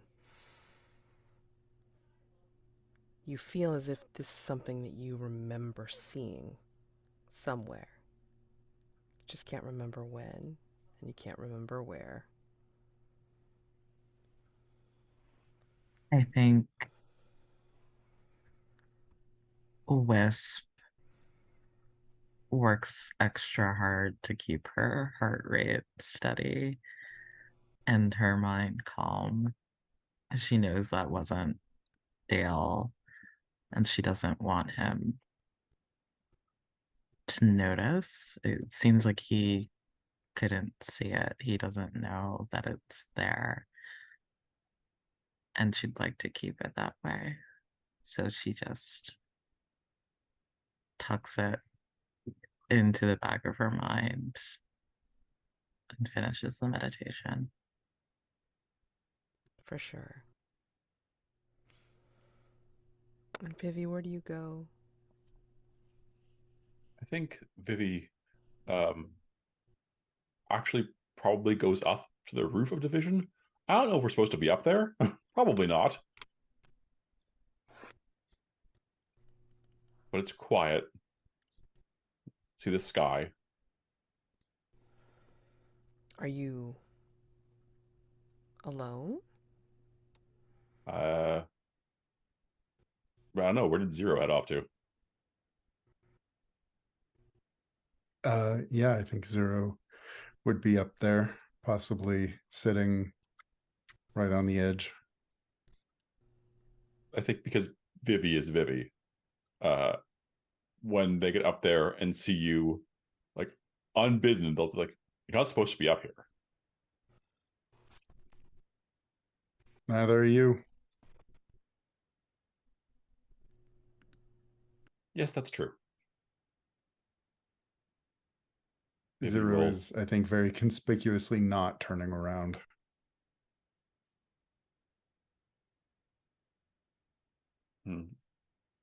Vivi will go over and sit also, feet over the edge. Not like beside Zero. It's just far enough away to be slightly awkward. Like, I'm sitting with you, but I'm not sitting with you.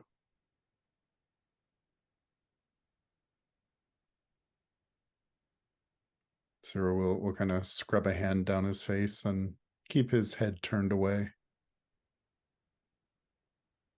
I would ask how you are doing, but I suspect I would not be good at, well, whatever Caring? kind of.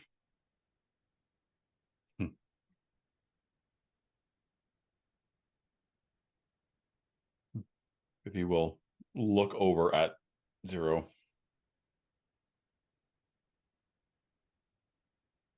Do you know what you are? I think I'm the only one who doesn't. I don't.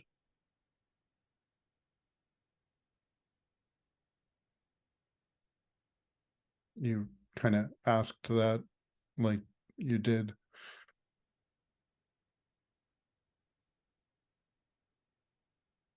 No. I do not know. No, why don't you ask Cobb or maybe even your handler? Apparently everyone Do else they is an know? expert. Yeah, I think they do. And they won't tell you. No one's mentioned it to me yet. Well, have you asked?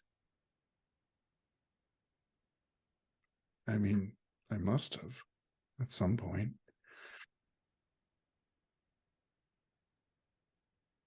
That's not yes.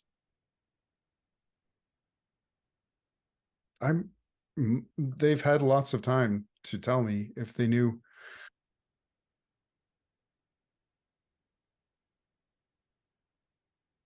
Is it their responsibility to tell you? If not theirs, then whose? Well, yours to ask. I don't think that's how this should work.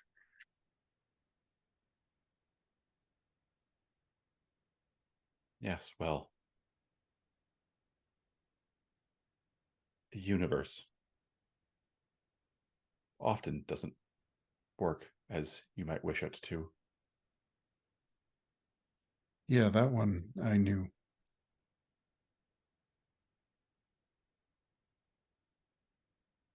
So are you here to be mad at the universe?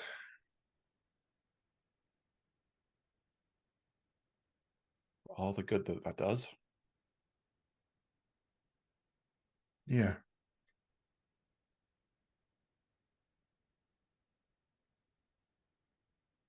I don't want to be here. So leave. I can't. Zero. Really? Where would I go? Anywhere. And then you'll just be sent after me. Provided you do not begin a major extinction event or unravel reality or whatever it is they are afraid that you will do. I think, well, division is busy. It will be possible to disappear.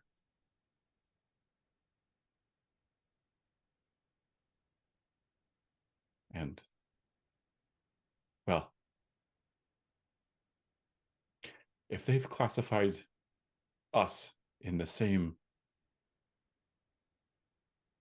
tier, omens, well, I could do it. You must be able to. I don't know where to go. I have no money, no people, no skills. And I haven't been to school or had a job or had friends or You think you pets, need or those things? don't you?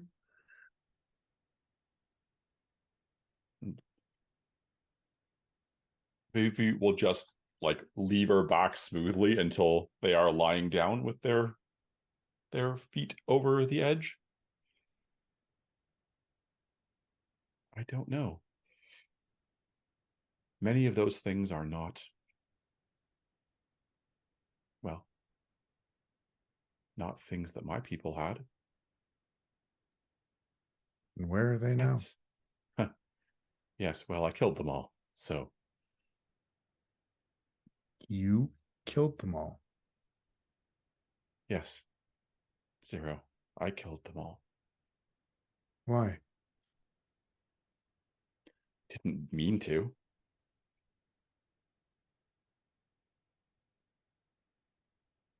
So you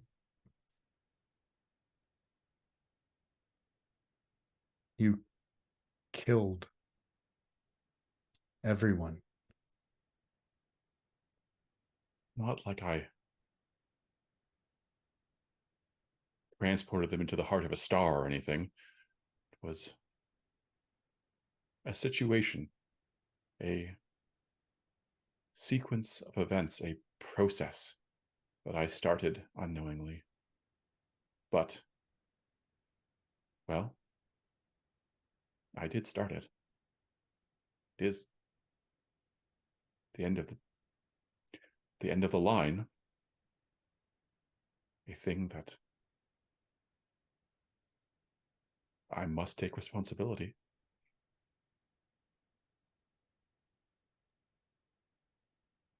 What does that mean? Taking responsibility, you're going to send yourself to jail? Exile myself on a strange planet, far from anywhere that I know. Wrap myself in coarse protein.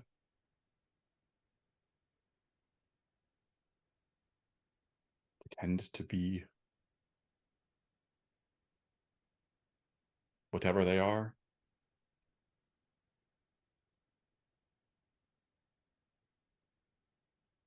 So Sit here for years. So this is like penance, being here, doing this.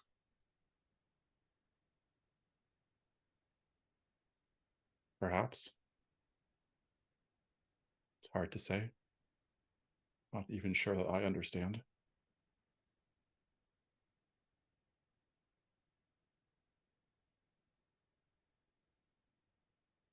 So you're saying then if I end the world,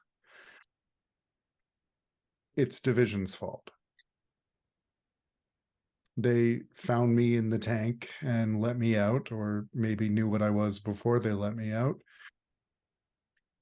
And then I went on to end the world. It's their fault.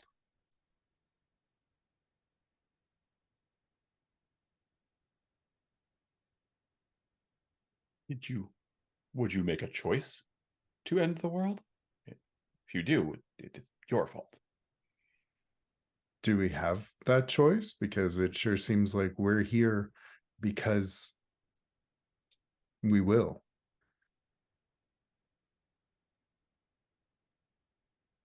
Isn't that why we're Omen class? Isn't that why this little project exists? I mean, Because we can't help but try and end the world, and then we gotta take each other out to make sure. I don't know. Maybe we're all just trying to be the last one to do it. But you didn't answer my question. Would it be Division's fault if I end the world?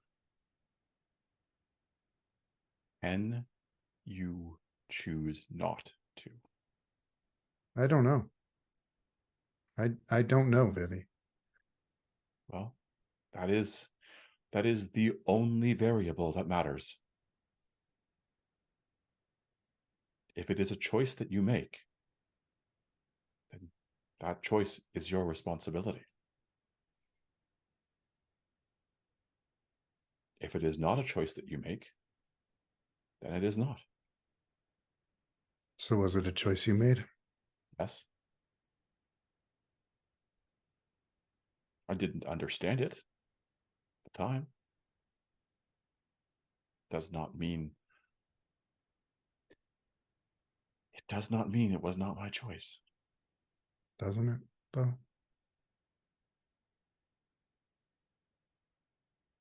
Zero. My people danced through the stars. We swung around galaxies, nebula, watched the birth of entire galaxies. Did I know? No. Should I have? Yes. Okay. Just like that. What do you want me to say? I don't want you to say anything. You must be true to yourself. What I want is immaterial. Must be. Must be nice What? Having had the opportunity to know who you are, what you are. And if what you are is something all of reality would be better off not having? I think That's so. what you find when you finally look in that mirror?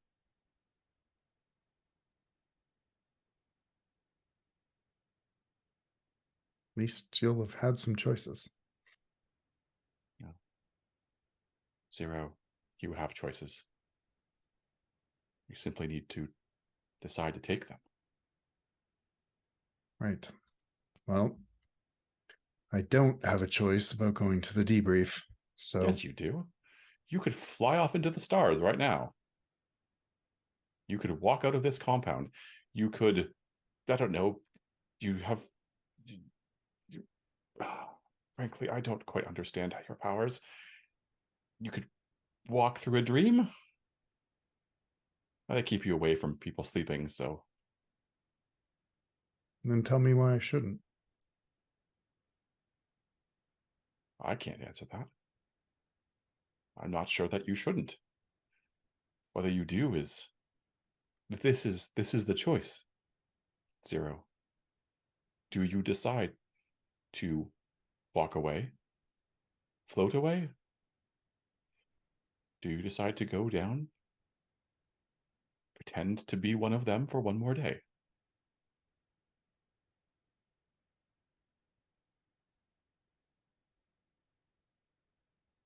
He's going to scooch away from the edge of the roof and push up to his seat. Are you coming?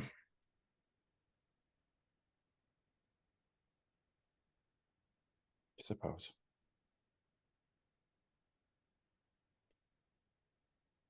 I'll see you there.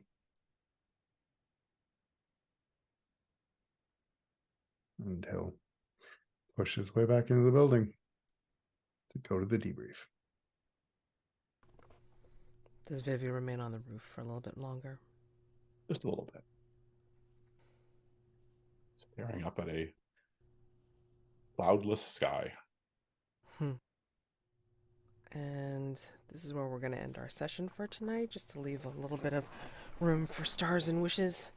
Don't know if that, much got accomplished in terms of, end of session stuff at all, so I don't really want to do it right now, because I don't really think it's, it's workable.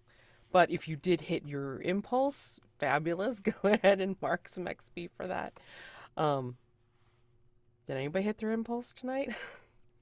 Does destroying a punching bag count as finding an innocent target for grief, despair, or fear? Loosely, sure, yes. That punching bag was not innocent. I mean, Vivi. take the experience point. They're made up, whatever, but I don't buy it personally. Did anybody else hit their impulse? I'm just curious. Oh, yeah. What was your impulse? Oh, Petri. Attempt to find meaning in your relationship with another monster. Oh, man. A lot of choices. Uh-huh. Okay. Anybody else? I opened my mind or heart to another monster. Yeah. And I, fought against the prophecy that haunts me. You got to complete your set, though, because I think, you still have 2. I don't think you did that protection move with Vivi yet. Ooh. Not yet. Possibly even more ironic. Holy crap. All right. So, with that, stars and wishes. Things you liked about the session for stars and things that you want to see for next time. We will definitely introduce the new mystery for next time and start off there. Actually, give me a second while I attempt to decipher my handwriting. I have that problem too. I'm happy to go while we wait for that. Okay. Ben, I liked, do you think you could teach me about fighting better? As that surprised me coming out of Zero, but it was so good. And then that actually the entire scene with Wisp, and I'm sorry we had to roll back that biting rejoinder at the end because ooh, felt that one. Yeah. Chris, thank you for breaking my heart with all of us don't think of you at all. To Zero. Oh my god. Oh boy. Yep. Exactly. Laser targeted the wrong thing to say. Yep. That's 1 million psychic damage. Excellent. Oh my gosh. Elle, I love Wisp's like the who do you think I am, Shakespeare or Kevin Bacon? Was a great line, and it both like surprised me and also like didn't surprise me at all that Wisp would know those things. Like either way, it kind of worked. So I really enjoyed that, and also thank you for making space for Vivi to pour their heart out, and then running away from it. That was fun. Also, Mads, the blank manuscript, that was inspired. I really liked that, and uh, I had trouble figuring out how to emote with Vivi sometimes, and I was like they're just wrecked by that. Like, in case it's not clear, like if they were human, they would be running out of that office just sobbing, thinking about that.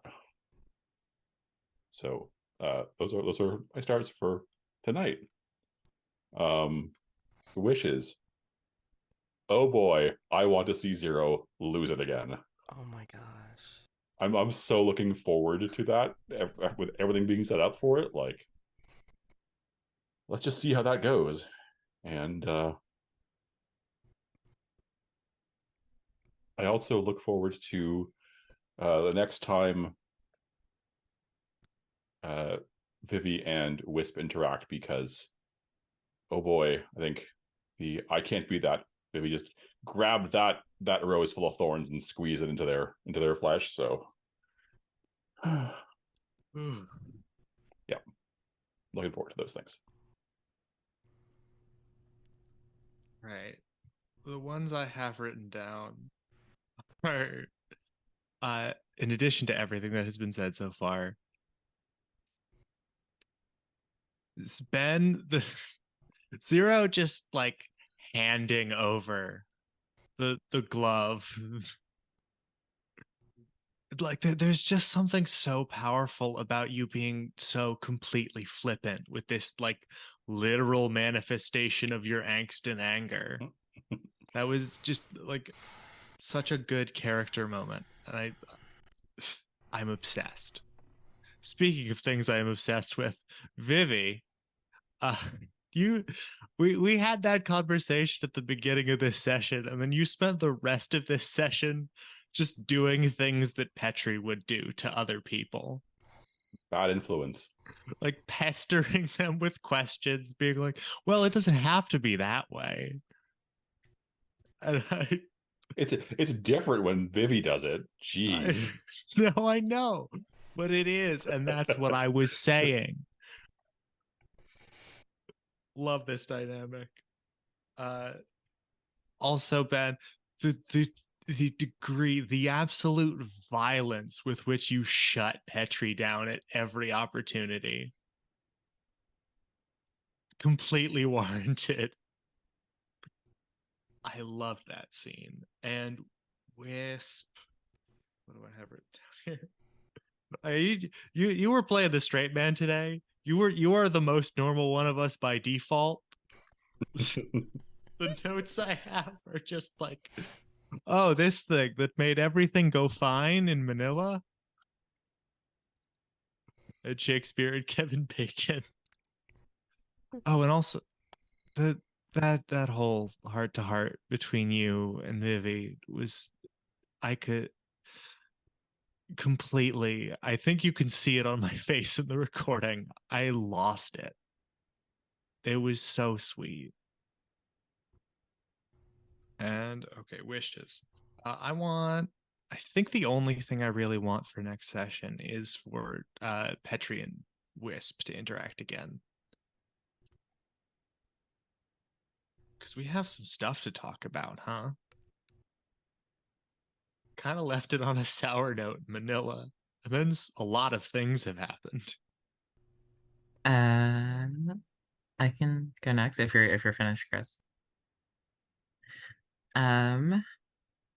Let's see. Oh yeah, this is like a mixed star and wish, but I wasn't here to see Zero lose it the first time, so I'm definitely like excited to see it happen again. But I just think this whole darker side to Zero that we're seeing coming out is really fascinating. And I'm excited to keep playing with it, especially in light of, I think in a very early session, Wisp and Zero had a conversation where Wisp was like, "Oh, why are you so scared all the time? You need to like learn how to assert yourself." And now she's like, "Oh wait, no, not like that." So I think that could be really fun. And I always love seeing Petri and Vivi talking because I feel like they're always on like a completely different level than like all of the other characters. It's like when Wisp has a conversation, it's like 2+2, and when they have a conversation, it's like the fucking Riemann hypothesis. It's great, and I love it every time. And I thought Petri's scene at the gun range was very sweet. And I also very much enjoyed my scenes with both Vivi and Zero this session. Wishes. Excited to see what the new mystery is. And I want to see someone hit their, this isn't necessary for like next session, but I would love to see someone hit their breaking point at some point in this campaign. At least one person, hopefully a multiple. But I would love to see us get more conditions to help make that happen. Because I want us all to be miserable.